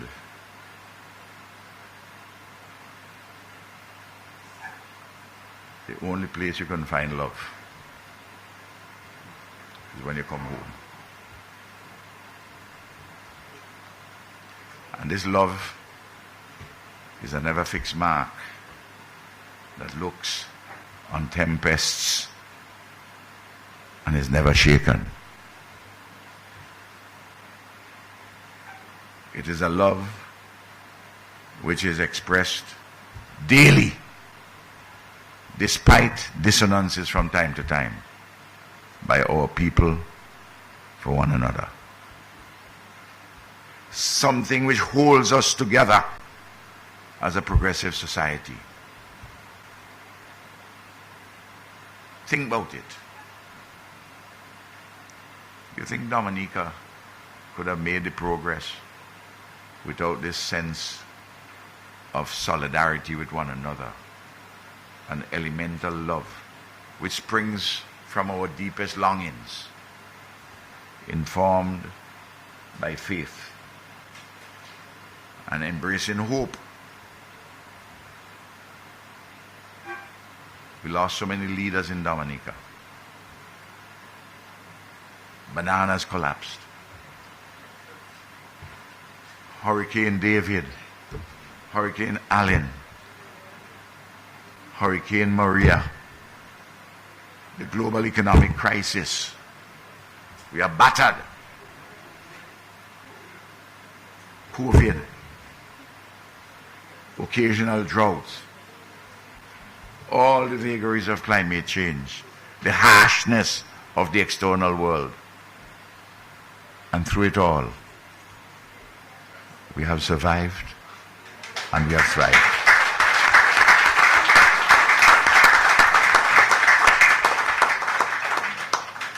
We have much to be thankful for. Much to be thankful for. And a leader like Roosevelt Skerrit was helped to take us through that period in Dominica.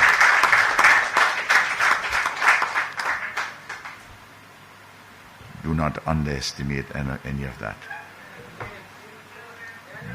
Do not get carried away by vanities. To be sure, we all have complaints. We have grouses. And sometimes I know some in the Labour family, they get a feeling in their head that they like Samson. They want to bring the temple down on everybody's head. But if they remember the story with Samson properly, Samson brought the temple down on everybody's head, including his own. And when you bring it, when you divide yourself and you create confusion and you bring the temple down on everybody's head, including your own, the morning after, you say, oh God, what I do? Weeping and gnashing of teeth. No. We can't do that. Dominica, look at the 2025 Human Development Index report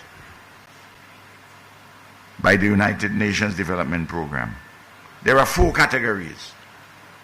Very high human development, medium, and low.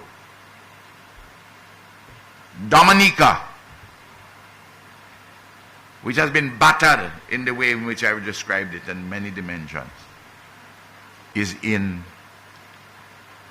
the high category of human development.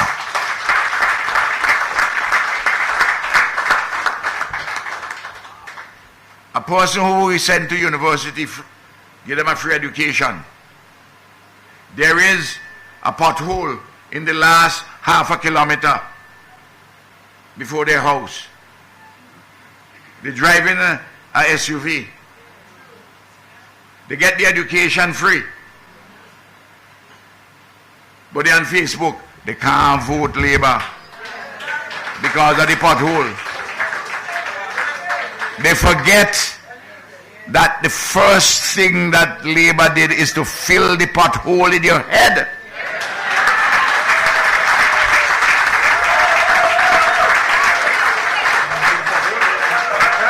Which made it possible for you to go to the bank to get a mortgage for your house and for you to buy your SUV. Remember your satisfactions. Do not allow your dissatisfactions to overwhelm you. You allow your dissatisfactions to overwhelm you, you will live a miserable life. You will never, ever be satisfied. Because morning by morning, new mercies we see. All that we need, thy hand hath provided.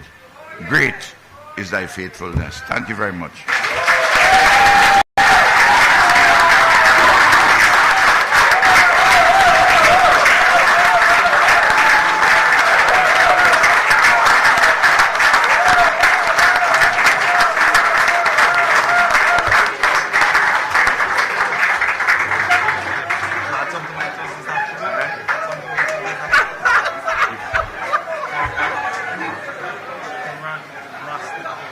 There's a good.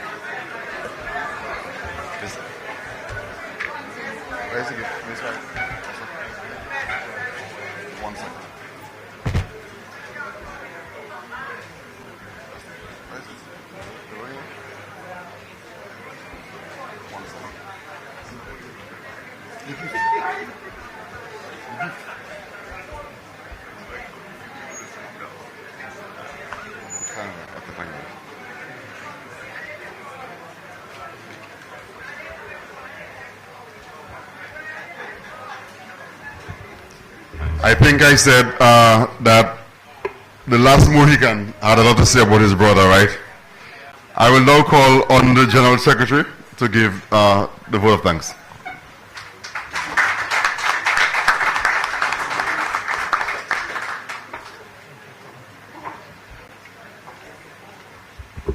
Thank you, Comrade Nanton. Great is thy faithfulness. We have so much to be thankful for. Comrades, friends, God is good.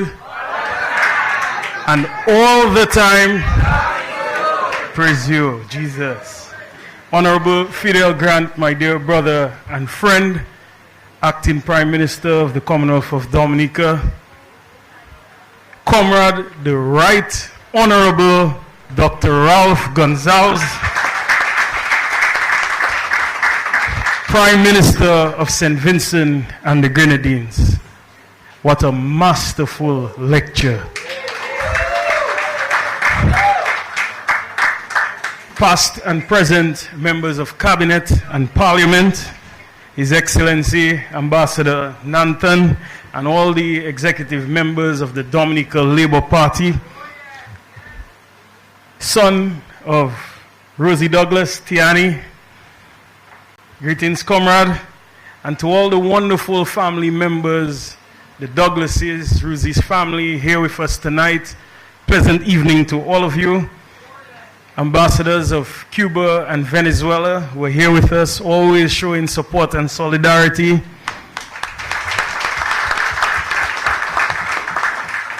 Honorable Justice Williams, Pastor Samuel Augustine, supporters, dear friends, laborites, the media, Porto, stalwarts, comrades, friends.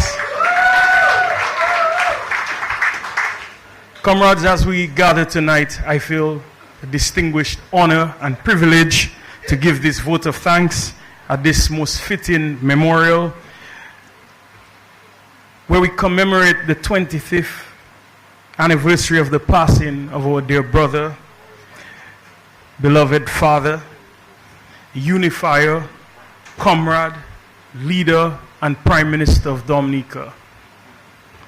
Rosie Douglas taught us many things, but one thing that resonates deeply was his humility. And it taught us that true greatness lies not in power, but in service to others. His legacy is not only etched in the history of this great country, Dominica, but it lies in the core, the pits of our hearts as people. It is with divine purpose that we are gathered here tonight, and as such, we say thanks. I would like to extend heartfelt gratitude to Pastor Samuel Augustine for invoking our spirits with prayer, reminding us of the divine guidance that is truly the underpinning of Rosie's visionary leadership. To Ambassador Nanton, comrade, your insightful remarks aptly captures the essence of Rosie's heart. And I certainly did not expect a normal or ordinary welcome, because Rosie was dear to you, comrade. We all know that. And this continues to manifest by your work, by your service to the wonderful people of this great nation, Dominica. To Tiani, son of Rosie Douglas, your sharing today beautifully honored your father's memory. A father, a leader, and hope of a nation. Comrade, just as South Africa has its Mandela, or as they called him, Madiba, right here in Dominica, we have our very own Rosie Douglas. And brother, as I reflect on your father's time in prison, may we all be reminded that the shadows of this injustice shall never erase the beautiful brilliance of his truth. A special thanks to Honorable Fidel Grant, the Acting Prime Minister of the Commonwealth of Dominica, for for your words of encouragement and the Labour Party's commitment to the ideals that Rosie Douglas championed. It is a blessing to see that this current leadership continues to build upon that very solid foundation. To Honorable Roosevelt Skerrit, our dear Prime Minister, and Honorable Dr. Vince Henderson, both of them are online right now listening. They are locked in and logged in. It truly shows that distance cannot keep them apart. It can't separate them from the collective commitment that they have for us as a people, as a nation. We are truly privileged. My friends, as we reflect on this masterful, this beautiful reflection and lecture from Dr. Ralph Gonsalves, Prime Minister of St. Vincent and the Grenadines, many things resonated. We saw in him the pastor, the ecumenical man, the theologian, the historian, the comedian, the politician, of course, the true friend of Rosie Douglas and of Dominica. Friends, let us all give a round of applause to this comrade in the way that Rosie would do it.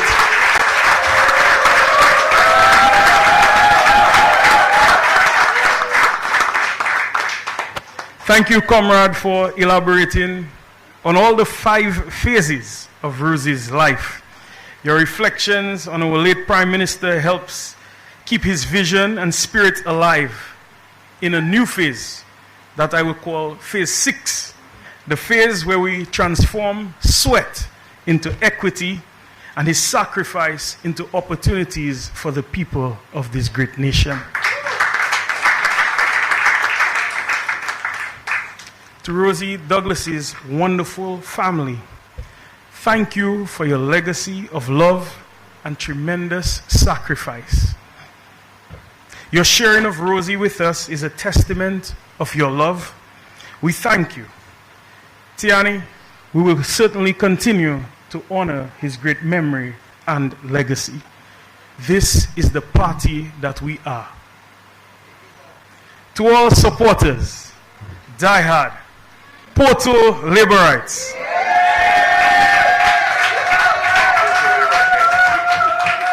to his dear constituents of Portsmouth who are here in large numbers tonight,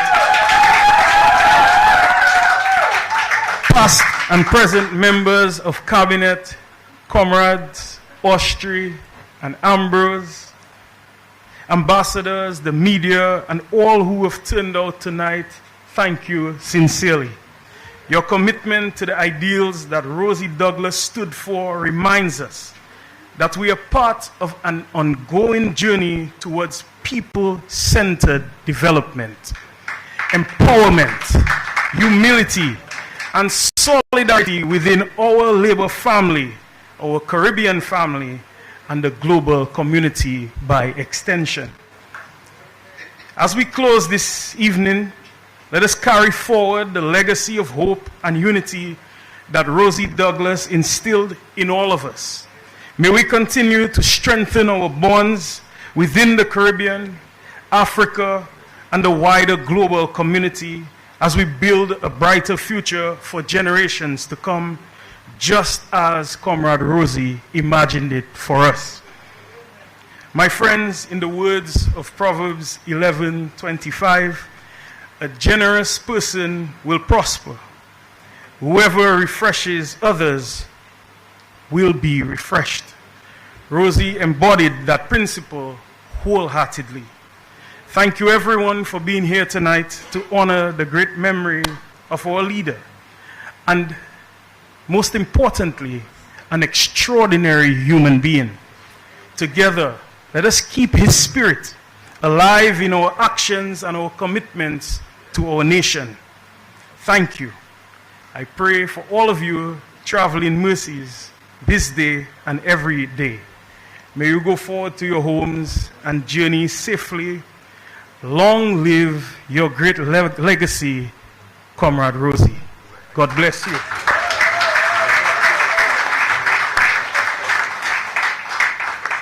And in typical style, where the Lord feeds his sheep, so too would Rosie ensure that his people are fed. Dinner will be served tonight. Thank you. God bless you, everyone.